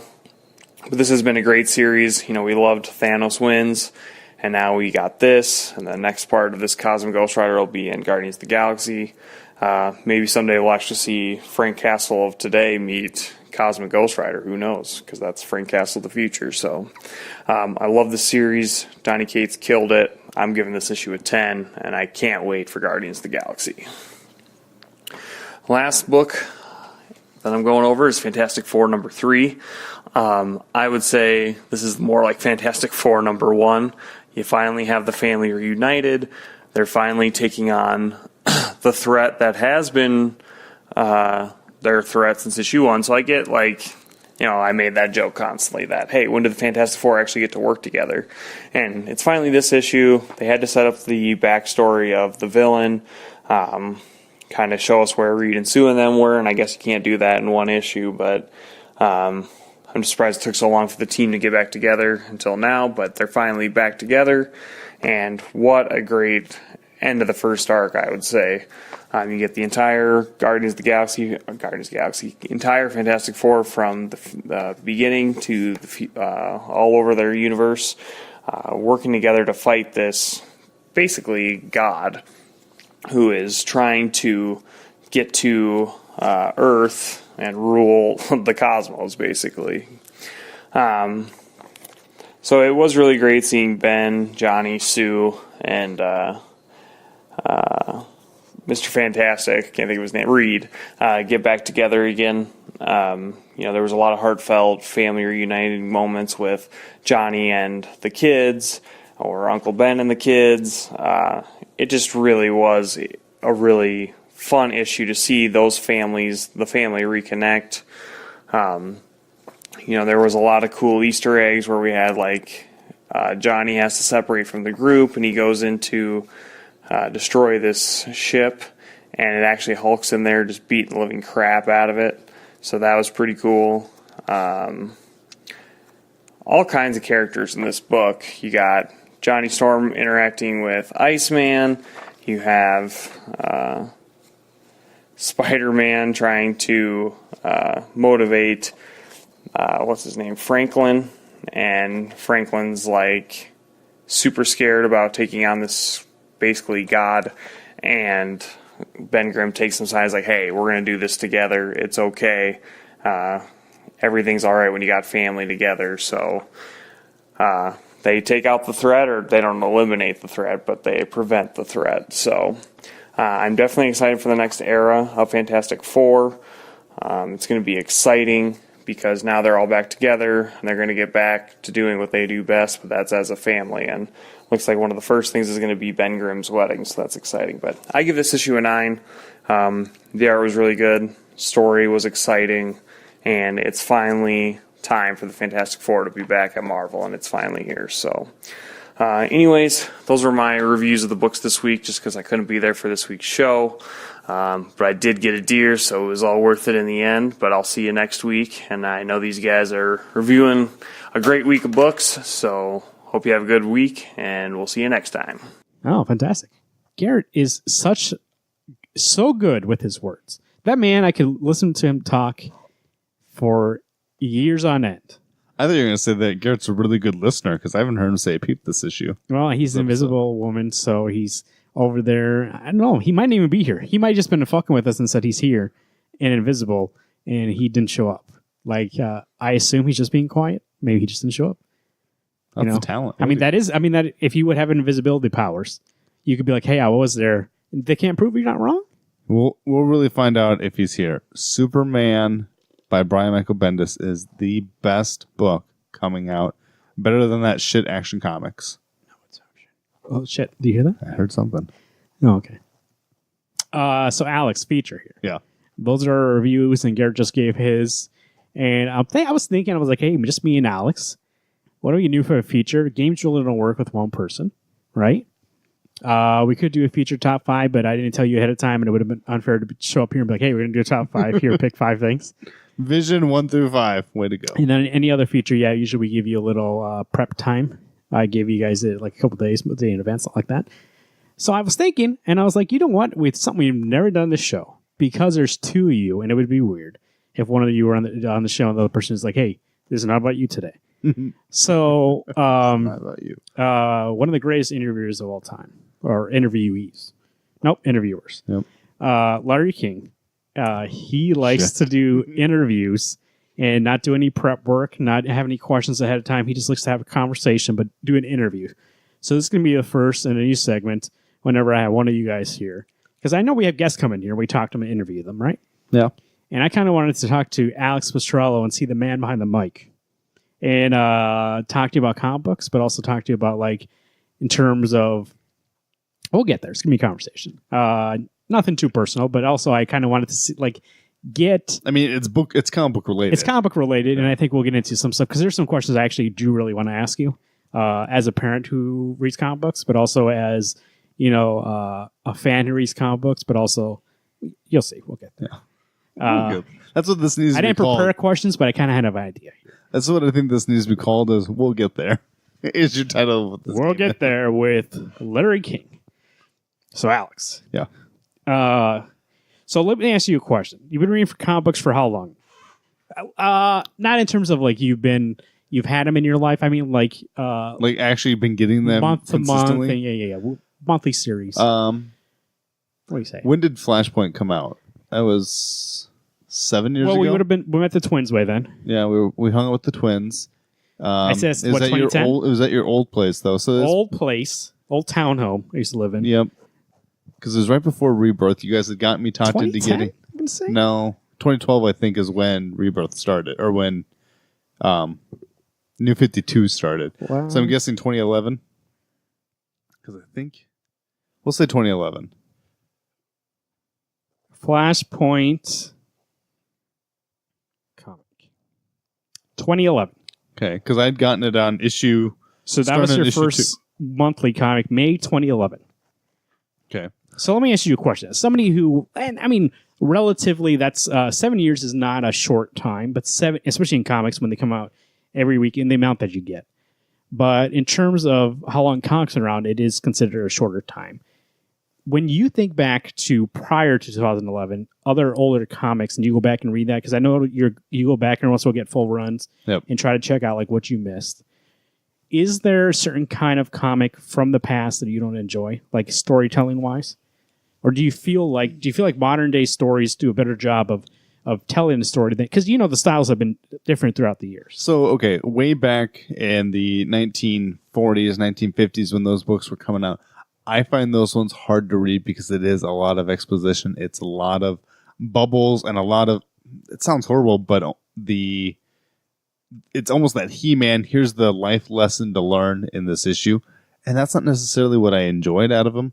And I am a big fan of, maybe big fan's not the right word, but I do kind of like those political taboo parts, those things that actually relate to real life. I was going to ask you because I feel like, so in the beginning, all these comics you're talking about, especially if you go back and read but even Action Comics #1 is very political. If you read that issue, he attacks corrupt politicians in that issue. And he says, you shouldn't be stealing money from the poor. And what are you doing? And I think somebody, if I remember correctly, it might be Action 1 or 2.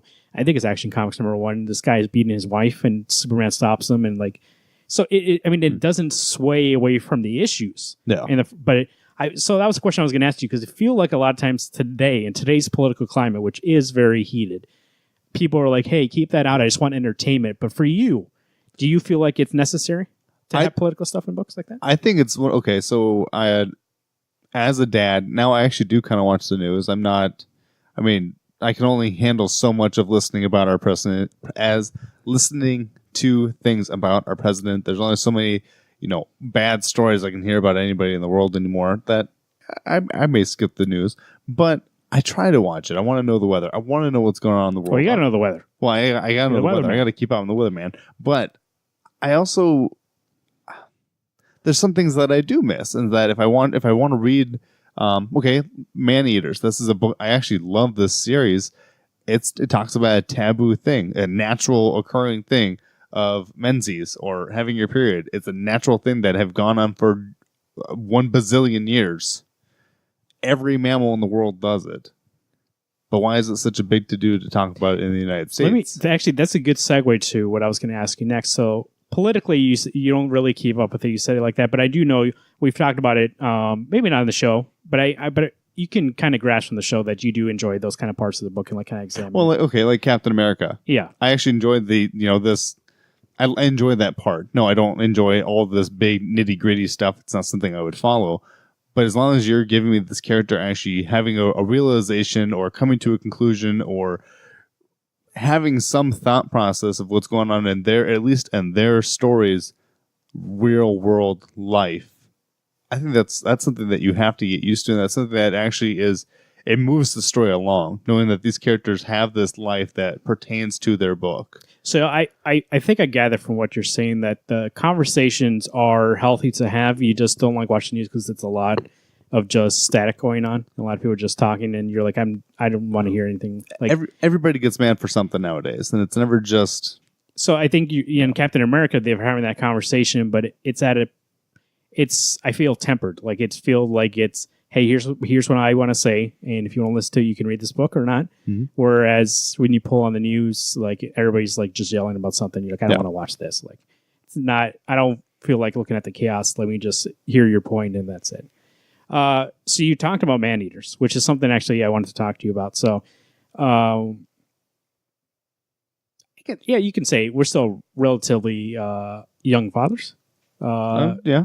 Not young fathers, but I mean, our kids aren't that old. No. Mine is 2.5. Mine's 8 months. There's 8 months. And you have a daughter. I have a son.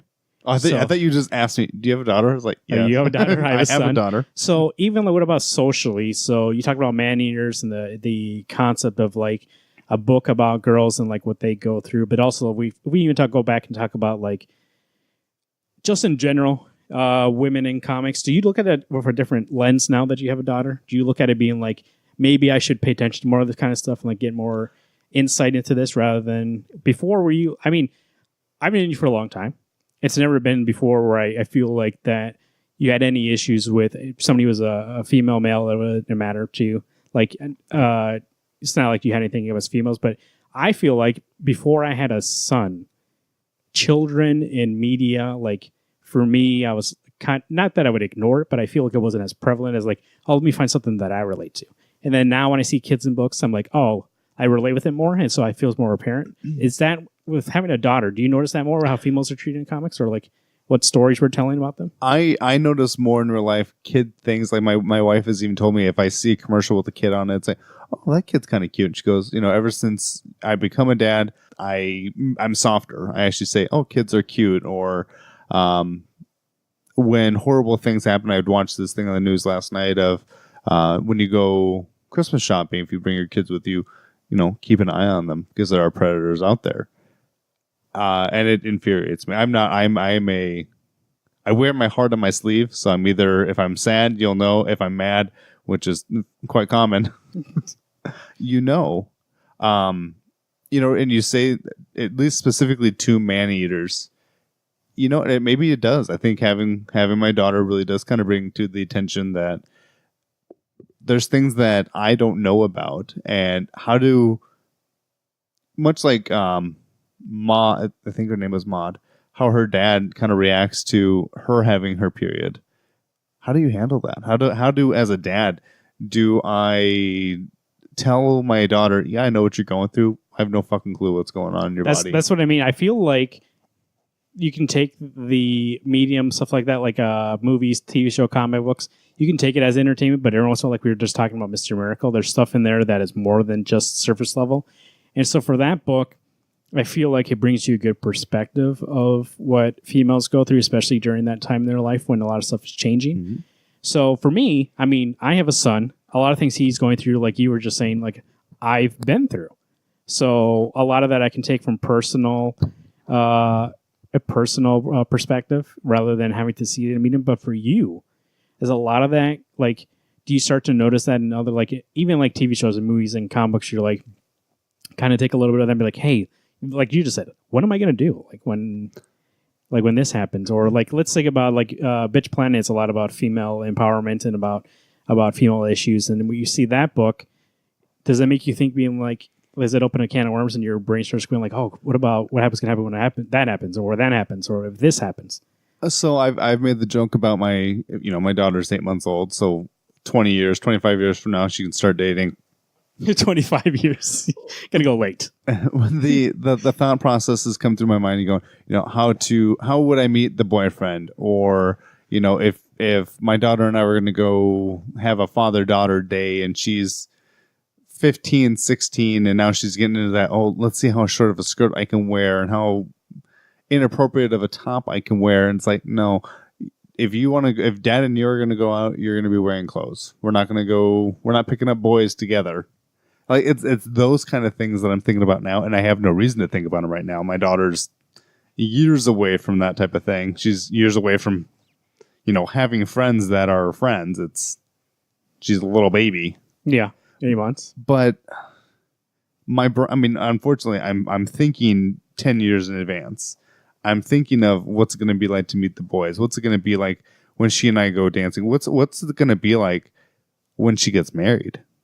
Like, it's things that I shouldn't be thinking about that make me go, holy shit, I'm a dad. And it's not just I'm a dad who's, I've got my daughter's my little buddy lately. She and I are just two peas in a pod. She sees me and she just brightens up, and we smile and we play and we sleep in the chair together. And it's just, I don't know. It's life changing, but I haven't found it to be where I focus on the period stuff. I'm luckily, I have a wife, and my wife is an amazing woman who will be more than able to figure it out. So I wanted to ask, something that I feel like I do, even though like the son perspective, like I feel like I have the father perspective, like that's very hard for me to figure out. Like, how do you do this? And I think for you, like, one thing I was asked about, like, with fathers, it feels like before you become a father, like there's all these books that are written. You kind of see examples from people in your life, and you're like, oh, I think I know how to be a father. And then you have a kid, and then it's a big question of whether or not, like, you're like, okay, I thought I know how to do this, but I guess there's no real like guidelines to this. It's just like you kind of figure it out as you go.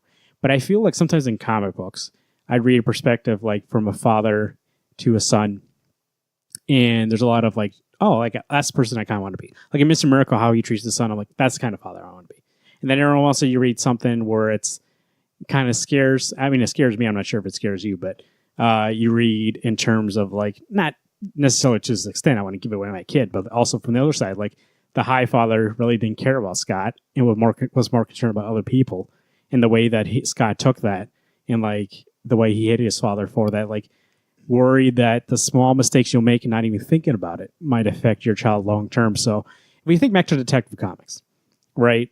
Batwoman, Kate and her father in that book, if prior to that book they've had a really great relationship, and then she realizes her father's been lying to her and like not really telling the full truth, and then they have that kind of breakup, will saying like she doesn't like him anymore, and to a point when they're enemies, right? Do you think, like, not even in terms of that extreme, but like from a real world perspective, does that kind of worry you about like being like, oh, like I've never thought about that? What if, yes, I'm thinking about what I should do right, but like, do I think about what am I going to do wrong and push her away? I think it's one of those things that I'm hoping as a dad that it's not that I'm going to push her away. Yes, am I going to piss her off some days? Of course. I'm not there necessarily to always be her friend. I have to be her dad. And my sole objective in life is to protect my daughter from all that I can and give her those good experiences. I can't protect her from everything. Some time in her life, a boy is going to hurt her feelings. Sometime a boy is going to make her think that he likes her just to make another girl jealous, and he's going to leave her. I get that. But I'm also hoping, and I realize I've done the same thing as a 29-year-old man. I have a sister who told me, watch out for this girl. She's a snake. Don't trust her. And I don't trust her. Or my sister didn't trust her. You can do better than that. And of course, I'm, a man. I think I know all. I think I'm a smooth talker. Turns out I was wrong. Got hurt. It's like, you know what? I should have listened to you. And that's when you learn you learn through your mistakes. You learn from people telling you something. So I can do whatever I want to help my daughter, but it's completely up to her to decide whether or not what dad says is legitimate. And without her learning from her mistakes, it doesn't matter what I say.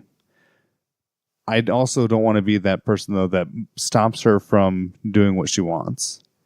Like, I think if I had told my parents that, yeah, Marvin and I are going to do a show with Garrett, we're going to see where it's going to go. We're going to take 3 years out of our lives and focus on doing the show to make good content and to have it be fun for everybody. And they could have gone, you know what, that sounds like a waste of your guys' Thursday evenings. Or, to be fair, they weren't always supportive of me getting comic books. That's a lot of money to put into something that really is no payout other than I get to read stories when there's plenty of ways to read comic books for free. But it's something I like. And they did eventually come around and go, you know what? I can't stop you from getting them.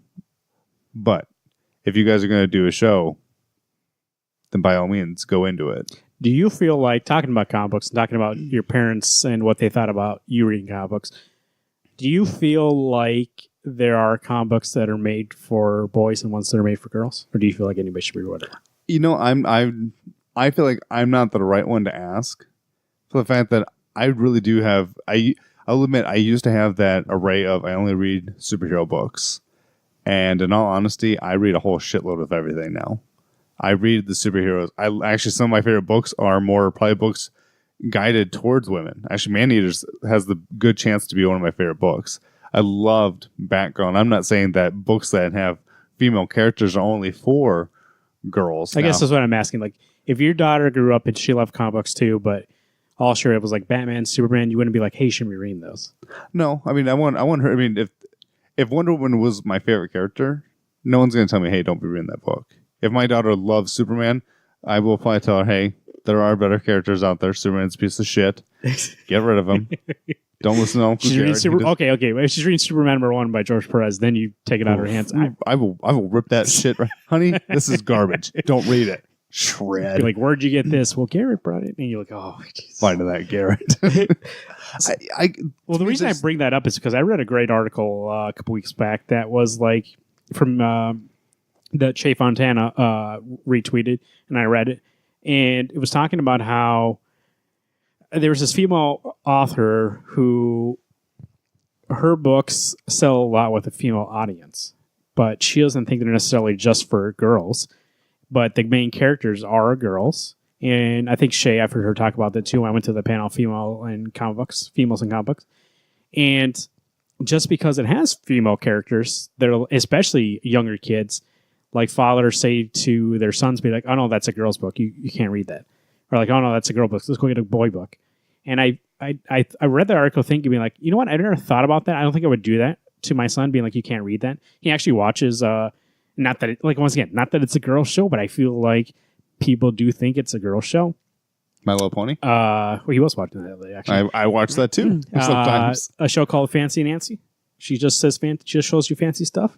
And I feel like it is trying to be aimed, like the demographic is for females, but it doesn't necessarily mean that it has to be.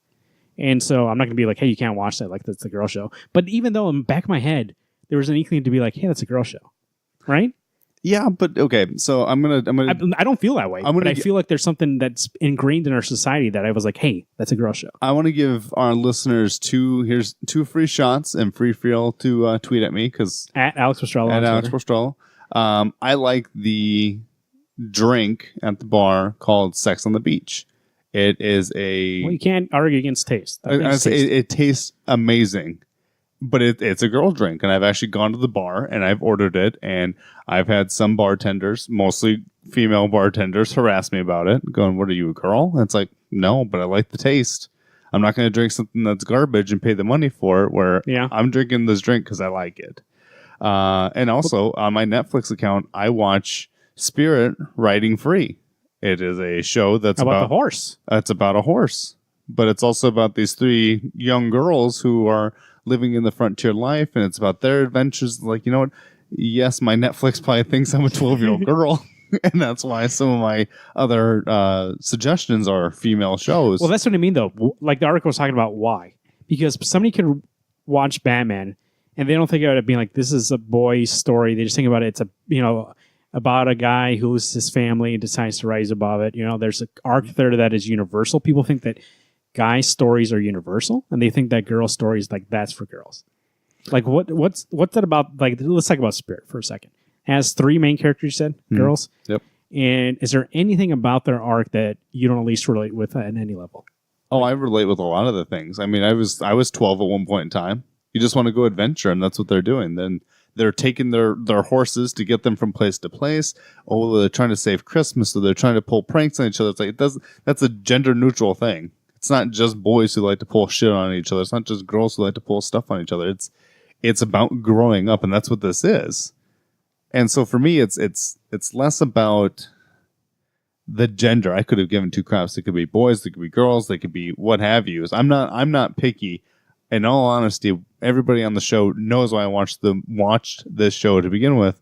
The horses in it. And so that's what it was for me. That is like part of the reason why it's been so hard for Marvel to have a movie even that has a female-led characters, because they're afraid that the rest of the movies that have come out, they're like, hey, anybody can watch these movies. But the moment they put out a Black Widow movie, they put out who's out? Gamora, that they're going to be like, oh, they're putting out a girl superhero movie. And which they said about Wonder Woman. They were like, hey, this is a movie for the girls finally. And it's like, well, it should be, here's another superhero movie for everybody. Because the other ones, that's the way they push it. They don't push it being like, hey, this is for dudes. Like, they don't expect only guys to go to see the new Justice League movie, to see the new Avengers movie. So do you think, so in comic books, have you ever felt that, let's say, not in terms of like the shop, I feel like our shop is very inclusive, but in terms of just the culture, going to cons or going somewhere, do you ever feel like that if you were to be seen just reading like a Batgirl or something like that, people would be like, yeah, it's a girl's book. Like, why are you reading that? I think as a no. Let's say, what about society? Not even like in comic. I'd say the comic book place. And I was going to say, in all honesty, I feel like we got. I don't see nearly as many girls do comic book things. I mean, Harley Quinn's really picked up speed since Margot Robbie hopped on as her in Suicide Squad. But a lot of the time, it's anime is what I see a lot of girls getting into, which is another great option. I mean, I haven't read any of the manga stuff coming out, but I have watched my fair share of anime things, and there's a lot of good things to get a part of. As society goes, I think as a man reading a female comic book, depending on what it was, if it was Batgirl, and I think if I'm reading My Little Pony, yeah, there might be a little shunned, but I think as a girl getting into it, there's still a lot more stereotyping. Let me ask you a question, because I think we even joked about it on the show. I think even I made a joke about it, but I was being very facetious in the moment. Nancy Drew is a book that for years have been like, there's Hardy Boys for boys, and there's Nancy Drew for girls, right? But then new comic book is coming out. We love Kelly Thompson. She's going to be writing it. Did any part of you be like, it's weird that I'm picking up Nancy Drew, or did we just like, hey, I just want to pick up this book? No. I think from being on the show and from yours and mine, and actually even getting Garrett into, because Garrett wasn't always a fan of Wonder Woman. He wasn't always a fan of, and I don't mean to be taking a shot at him. It's not to be mean to him, but he wasn't always a team Wonder Woman or team Batgirl or team female character. I love the female characters. I think that, and it doesn't even need to be written by a female to be good. Greg Rucka's Wonder Woman was great, but there's always that nice tone that is written out and expressed when you do have a female who's writing the book, because they have lived the life as a girl. Well, it goes back to what you said, like your daughter's going to know more how to relate to your daughter than you, just based on life perspective. Mm-hmm. Even if like you may have a good perspective, but you've never been through it before. So even though like Greg Rucka could write a Wonder Woman book and kind of from a grand standpoint be like, this is an every hero story and tell that story, and like, but Willow Wilson's going to bring some sort of perspective that's like, but I know what it's like to be a woman in that, especially in a world like DC, where I'm part of a trinity where they're all guys and I'm the only woman in this team. Yeah, like there's just, I've actually found that the female lead books are sometimes my favorite books. I mean, I still have, I don't know. Like for Wonder Woman, it's a book that I have high hopes for, and I've read females written it. I've read the males who've written it. Yeah, it's all good. I've yet to find a strong woman to write that book, and I haven't read the newest one that's come out. I think. Have you ever read Gail Simone's run? You love Gail Simone. I do love Gail Simone. When did she write it? Because I was reading She was reading Batgirl in New 52. And I loved it. Actually, I just ended up dropping that book because Marvin and I did a big half sale slash and burn of everything we had. We're only getting 20 books. Of course, that grew into a shitload more books for me in the last 4 years. But I do love Gail Simone, and I think she's one of those strong writers that I should look into getting that or finding that and reading those books, because I'm sure she does a great job with Wonder Woman. So let me pivot here a little bit about not only from the perspective of female writers, female characters, but in terms of age. Like, just you said you're 29 years old. I'm 30. I'll be 32. So we're about the same. We'll say we're the same age, relatively speaking. According to Garrett, you and I are like 57. So. Today, Bill Maher came out and said, or was it yesterday? One of the 2 days. Bill Maher is a political talk show host. He said he doesn't know why everybody's getting upset about Stan Lee, which we can talk about that, but that's not really the point. He was like, people are getting upset about this guy who used to write comic books, and comic books like are for kids, and like I don't understand why so many adults are upset about something that should be for kids. So even for somebody who's 29, right? I'm 32. Does any part of you, when somebody's like, oh yeah, I read comic books, do you today, or when you started reading comics, do you feel like you were shunned in any way? Or being like, hey, what do you read comics for? Like, you're 29 years old. So before I got into books, before Marvin had introduced me, I was kind of one of those dickweeds who's telling you, I only watch the movies, I don't read the books because I don't have time for that. That's not cool. And actually, once I started reading them, it wasn't even I'm not that I'm a big guy, but I'm a tall dude, and not a lot of people can go, "Hey, bro, what you reading?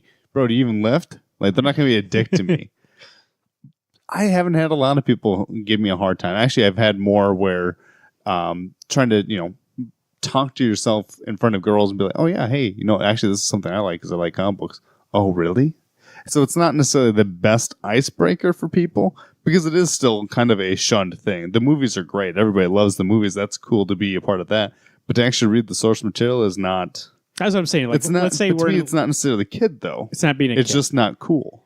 But now when I look into it, it's like, you know what? There's a lot of adult material coming out that as a child, I mean, if I looked at the cover of Saga, I'd be like, oh, that cover looks really cool. I want to get into that. Knowingly that as an adult, don't get into that because you're going to see some dragon blowing himself. Well, I think actually that's a great point. I think maybe it's not sort of an age thing, but just in terms of society, it's not cool. And maybe that's why adults reading it, it's just not cool. And they're like, hey, like, why? Like, maybe that's what they just associate being, hey, that's for kids because it's also like a way to be like, hey, that's not really cool for an adult to be reading. I don't think it's a direct one-to-one, but I think I'm with you there. So let's say like Avengers 4, you're saying that a lot of people go to these movies, but also they feel like they would also like be like, hey, what do you read comic books for? If you're in line for Avengers 4 and you're reading comic book, do you think people would be like, look at this guy reading a comic book? Unfortunately, yes. I think there's a different standard for those who go to the movies and those who read the books. If you and I were sitting in line together, hanging out like bros do, and I'm reading Infinity War and you're reading Infinity Gauntlet, I'm just assuming that we're trying to get amped up for this movie, which All-Star Superman. Of course, you'd go against the grain and read some amazing book from a different universe. You guys read this book before? It's pretty good. Fantastic. 10 out of 10. We really would get probably those looks. I mean, I do know a fair share of people who go to our shop who do then go to the movies, and it is something that they enjoy both aspects. But my sister enjoys these movies, hasn't read a single comic book in her life. She now wouldn't be one of those people who'd be like, oh, look at those losers sitting there. But I do know there are people out there who are like, you may be waiting in line, but that's not cool. Well, like we did for Dark Knight Rises. I even brought some of my Batman books with Bane in it just to read them, thinking, oh, good, I can get amped up for this. But of course, I had, Invisible Woman over here chatting up a storm with us. That hard to do that. But again, it's not cool to be a reader, even in front of the movies. I don't think you're going to get as much respect. But then once you get into the movie, actually, the weird thing is that once you get into the movie, and you've got those loud kids who are jabbering up a storm before the movie starts and like, oh, yeah, did you see that Thanos? And blah, blah, blah, blah, blah. Or, hey, look, it's Winter Soldier. And you're like, yeah, that's Bucky Barnes. No, it's not. And you're like, boom, bitch, it is. Like, then when you actually know things and you can spoil the movie for them because you've already read the source material and they're like, oh, I look like an idiot. You're like, damn straight you do. Bro, do you even lift? Then mic drop. So you said you use the power against them. Okay. But I do feel like in that kind of line, maybe you would be, like you said, people would be like, hey, what's this guy reading for? But like, we've been in line for Free Comic Book Day. And I feel like they're not going to judge. They're at a comic book shop. I mean, okay, so when the three of us, actually four of us, including hashtag guest host one, when we're in line, not that we are the most well-read men, but in all honesty, we do have a good selection amongst the four of us. We have a lot to talk about, and the people who sit behind us or in front of us, they want to be in on the conversation because there's things that we know, there's things that we theorize just sitting there for however many hours we may be there that people look forward to. And that's one of those best times to be a comic book fan is when you can just get a whole shitload of people together who are there for the same reason. Like when we went to SuperCon, that was amazing. I mean, you got people who are coming up there just want to know what you were about or what you're reading or what your shirt was or what character you're dressed up as or what video game you're playing. Or I mean, there's just endless amount of things, and it's respect for the genre, not even just superheroes, not just manga, not just whatever thing it may be. Community. a couple more questions here. We'll wrap up. But I feel like we're just scratching the surface. We will definitely bring you back on the show, Larry King Live, for part 2 here.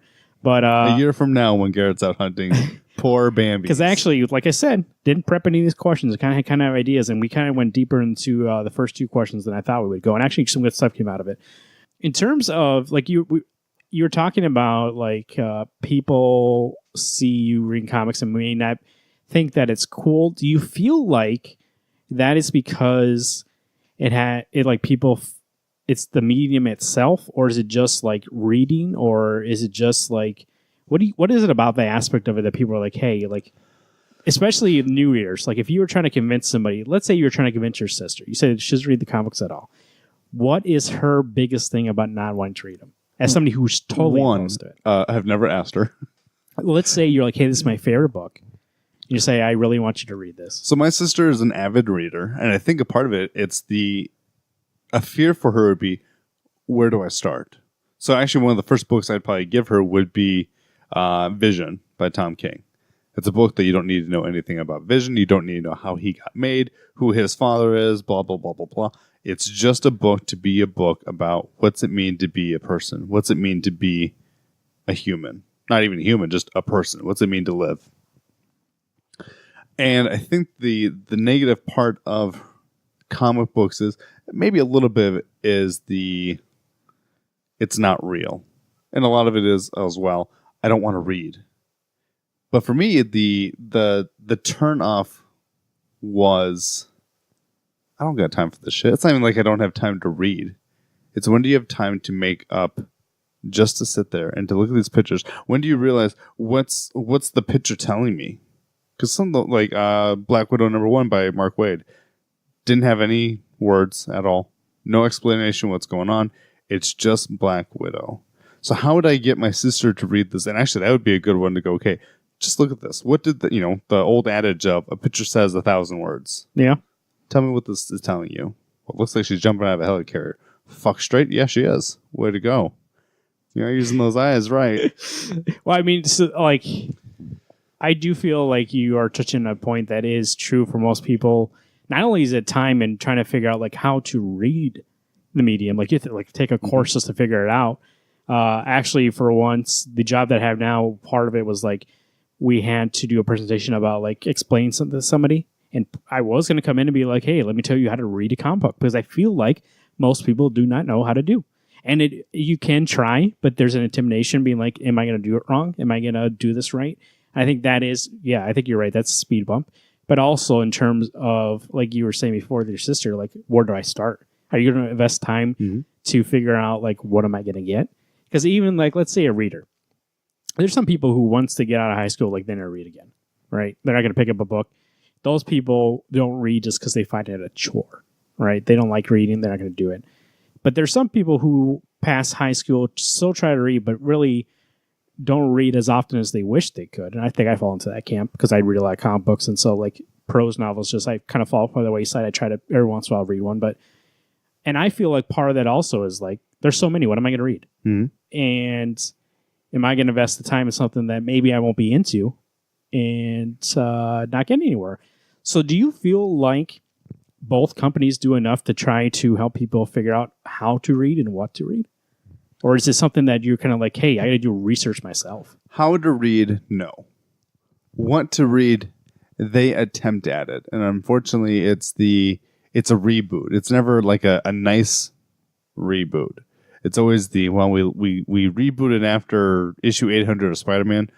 That actually maybe that's the wrong example, because that actually probably is one of the best reboots. Literally, the story got taken back to basics. That's even what the first arc is called, Back to Basics. It gives you that introduction to who Peter Parker is without having to do the origin, because let's face it, everyone and their grandmother most likely knows how Spider-Man became Spider-Man. But then when you get into I guess even Rebirth wasn't. I'm struggling to figure out the worst reboot that you could have. Because right now in Marvel, we're in a pretty decent reboot. Everybody's getting back into... Do you think they reboot for the most part because they're so confused on how to tell people what to read that they're like, hey, just start here. Like, we'll make it easy for you. We're going to restart it ourselves. Rather than be like, hey, here's how this works, and like explaining... Because I think they feel like their universe is convoluted.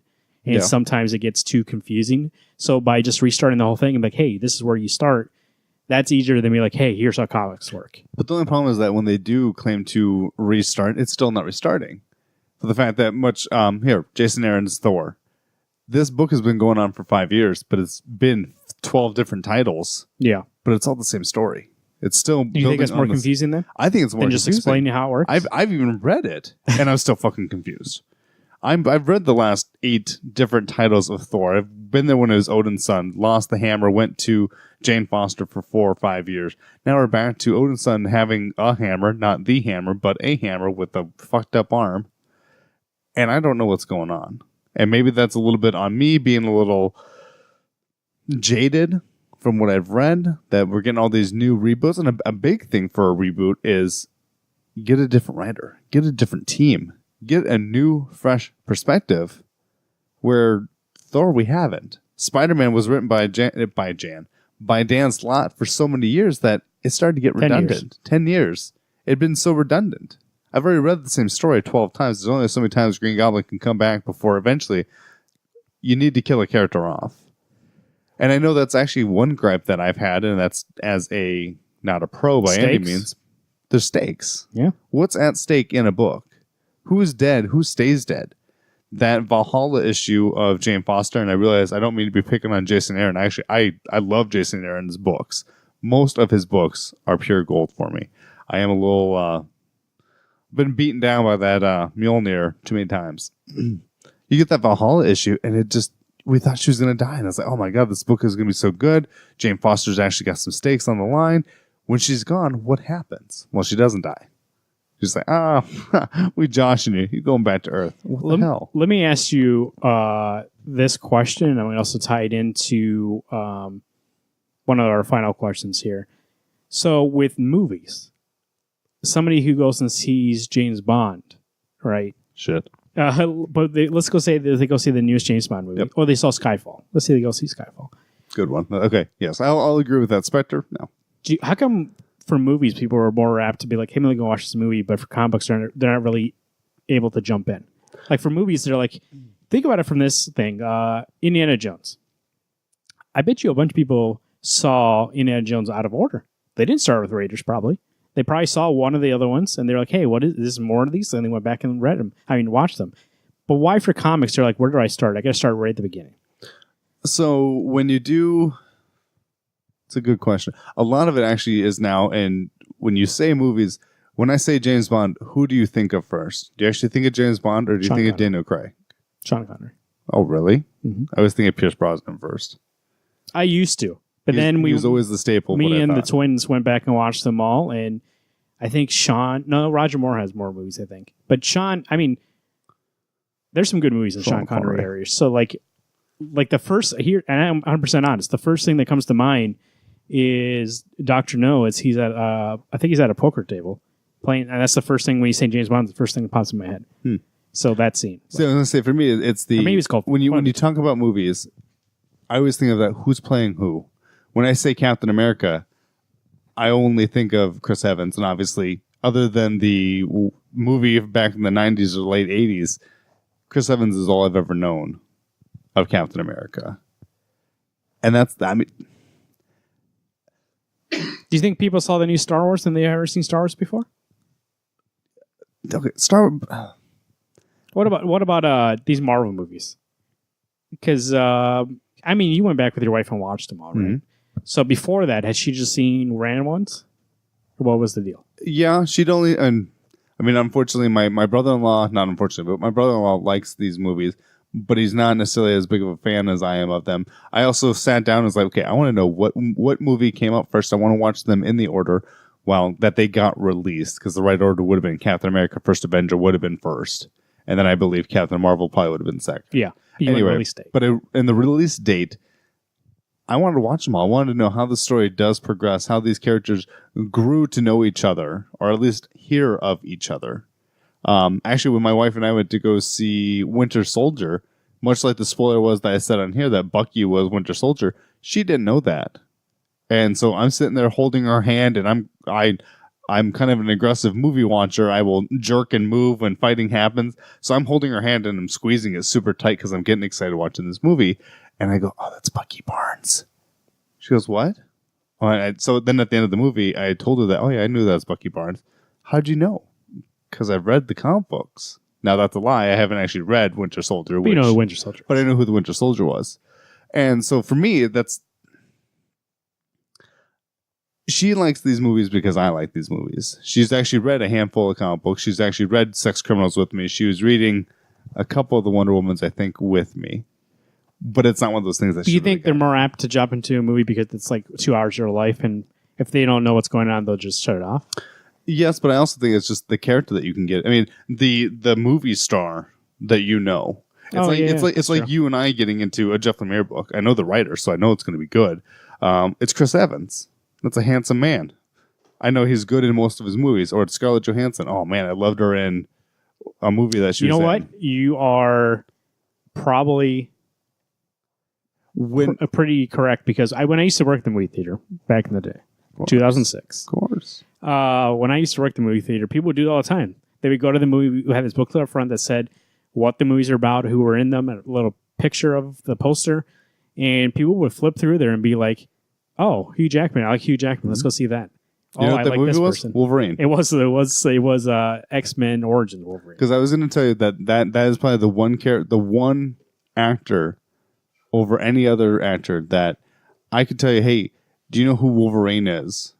No. Do you know who Hugh Jackman is? Well, yeah. Okay, he plays Wolverine. Oh, they have no clue who Wolverine is, but they know who Hugh Jackman is. Let's face it, it's a handsome man devil. But that, to me, that's when you say a movie, that's the first thing that comes to mind. It's not about the character anymore. It's about who is playing that character. When you say James Bond, Daniel Craig is who comes to mind. Or I see where you're going with this. If Idris Elba does pick up to be the next James Bond, yeah, that's who people are going to think of. They're not going to think of James Bond, generic character. You're right. I mean, Licensed to Kill. When we look at movies, a lot of times I'm like, who's in that movie? And you guys will a lot of times be like, oh yeah, I like that guy. I'll go see it. Mm-hmm. So that's good observation. So, I mean, that's why I had this interview, Larry King Live here. Final question. This is the thinker. We're going to end on a thinker. And I'm going to bring it to a very, it's a question that you can answer off the cuff or you can really think about this because it's a very good possibility that, I mean, we're recording these and they're out in prosperity forever, as long as the internet will exist. Or as long as our podcast server... Actually, by the way, it spreads. It'll be out there until the internet's gone. Hey. So let me ask you, and we don't have to get too deep about this. I don't need crying, Alex. But let me ask you, 15 years from now, your daughter's listening to this, and she gets into comic books, and you want to tell her, hey, read this book. What book are you going to tell her to read? She's 15. So it's not like she's not too young. She's 15's high school, right? Freshman? Yeah, freshman in high school. So you're telling her, hey, I want to recommend a book to your daughter. There's a book that comes to mind that is one that Marvin had told me in the past it's a hard one to read. And honestly, I think depending on how mature my daughter is, maybe how much she likes to read, or is this her first comic book that she's read? She's into it, and she's. That's what I'm saying. At a time this exists on the internet, she's into it so much. You were like, hey, you know, and she's heard the show. We've been doing the show for 15 years, 18 years at that Shit, point. Way to go us. And she's like, hey, I want to start listening to the show and hear my dad talk about comic books because I really like them now. And you're going to tell her right now, like, what book? So she's into it. She's not like brand new. What do you recommend to be like, hey, you should read this? Honestly, probably Day Tripper.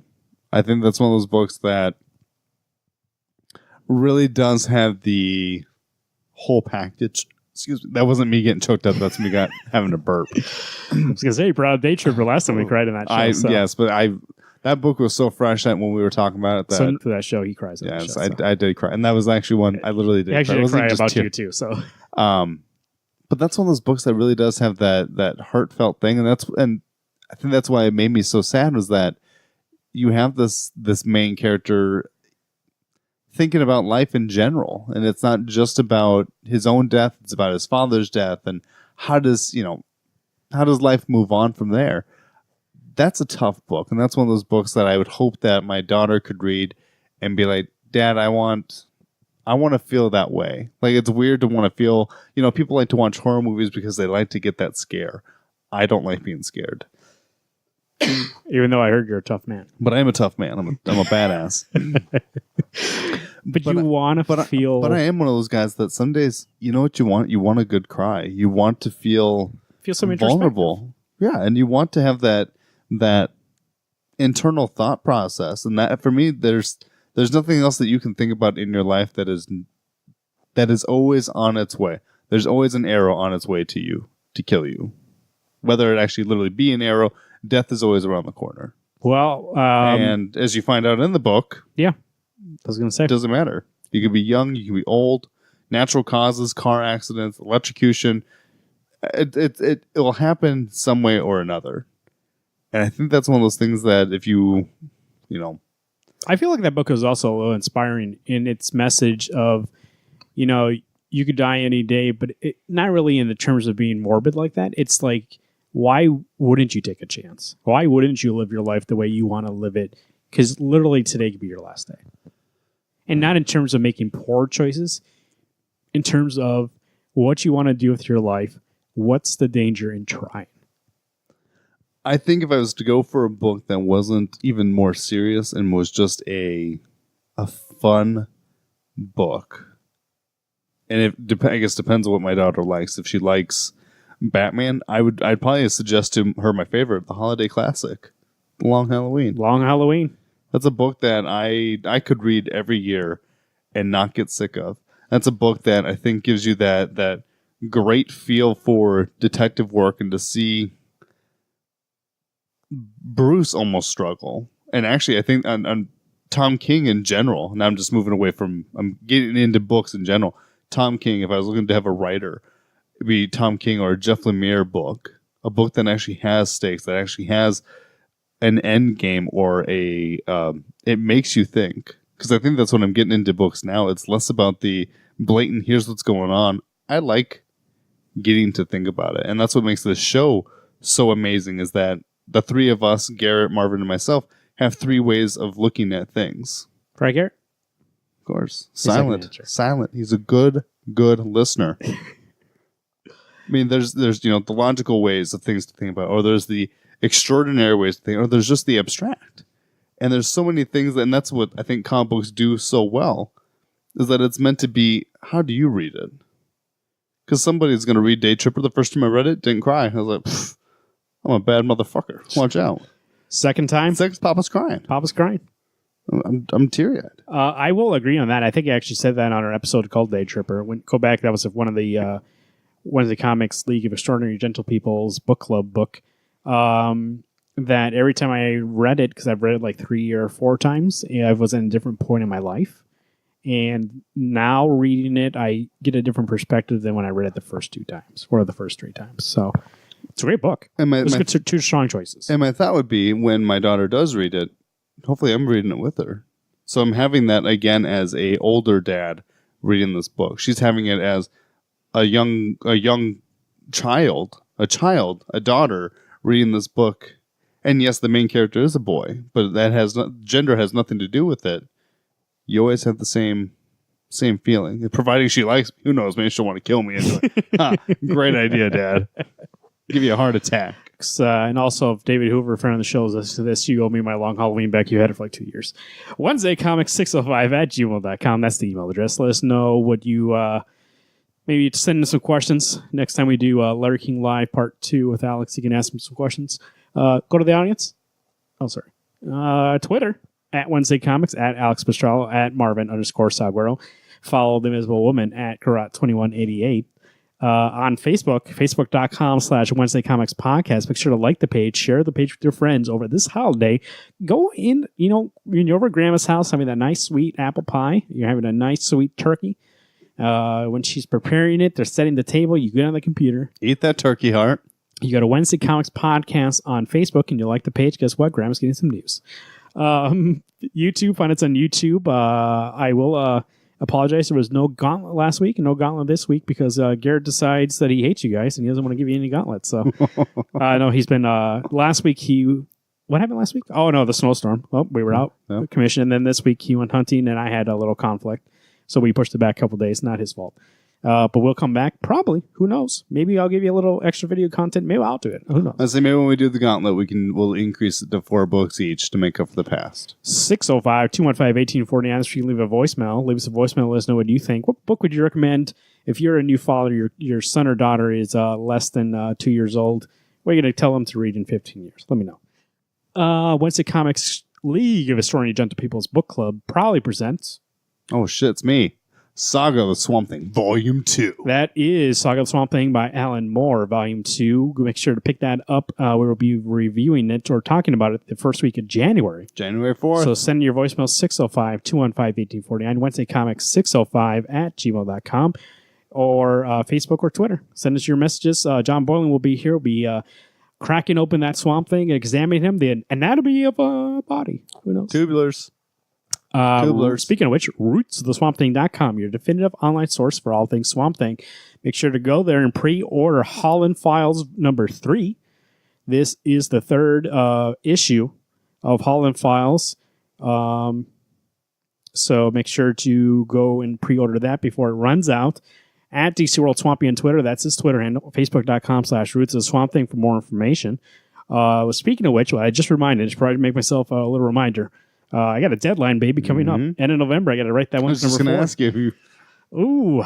Well, John. We'll get that. I didn't forget. That's just a joke, John. I didn't forget. I got it. Subscribe to the show. Like I said, you're at grandma's house. Say, what? Guess what? Everybody give me your phones. They don't know what's going on. You go to iTunes, you go to Google Play, you go to Stitcher Radio, you go to Spotify, whatever they have on their phone. You go to Wednesday Comics, subscribe to the show. We're going to be bringing news to all your friends and family. We're going to get them over that hump of the scare of comic books. We're going to get them started. And then, guess what? Next thing is Thanksgiving, y'all be talking about Batman. Why wouldn't you like that? Talk about Tom King? Your grandma's going to be like, hey, you guys read Tom King? And you're like, oh, who's this? Holy shit, Granny. Granny's like, hey, I heard about this Day Tripper book. I read it. Fantastic. I cried. And she said, Batman Long Halloween. I read that. You read the sequels? And you're like, oh, geez, I haven't, Grandma. She said, Dark Victory. This is the last. We have a show next week, Thanksgiving show that we pre-recorded. It's about the Turkey Day. Why did I say that? I hate that so much. Gobble, gobble. Thanksgiving. We have a Thanksgiving show that'll be coming out on Thanksgiving. So it's the last show before Thanksgiving that we'll have the ability to say. Not true. We'll still have the forecast coming out. Nah, you're right. Just don't want people to be getting too sad. Just me and you hear that, though. So happy Thanksgiving. Eat that turkey. What does it have in it that makes you sleep? Tryptophan. Make sure you eat the tryptophan and listen to Wednesday Comics of that day. We'll have it out there for you. Then go out there and, if you want to, brave the retail stores and get some goodies. Next day, you just settle in with some of that leftovers. You get a nice turkey sandwich, put a little mustard on there. It's nice and delicious. Yeah, a little side of cranberry sauce and potatoes. Maybe some corn. Oh, buddy. You hear our show on Thursday and you'll know that I love corn. So, also, by the way, go to our Twitter and Facebook page and you can get Wednesday Comic shirts, gear. It will be on sale on Black Friday. So if you're hearing this and you want a good deal, that'll be the day to buy it. So make sure to support the show, buy a shirt, and wear it outside. And the people will be like, who are those 3 on your shirt? And be like, hey, keep turning those pages. That's what you tell them. They go, what are you talking about? What? And he's like, hey, listen to the show. Give me your phone. For Wednesday Comics, I've been Marvin. I'm Alex. He's Garrett. Hey, everyone. Keep turning those pages and happy Thanksgiving.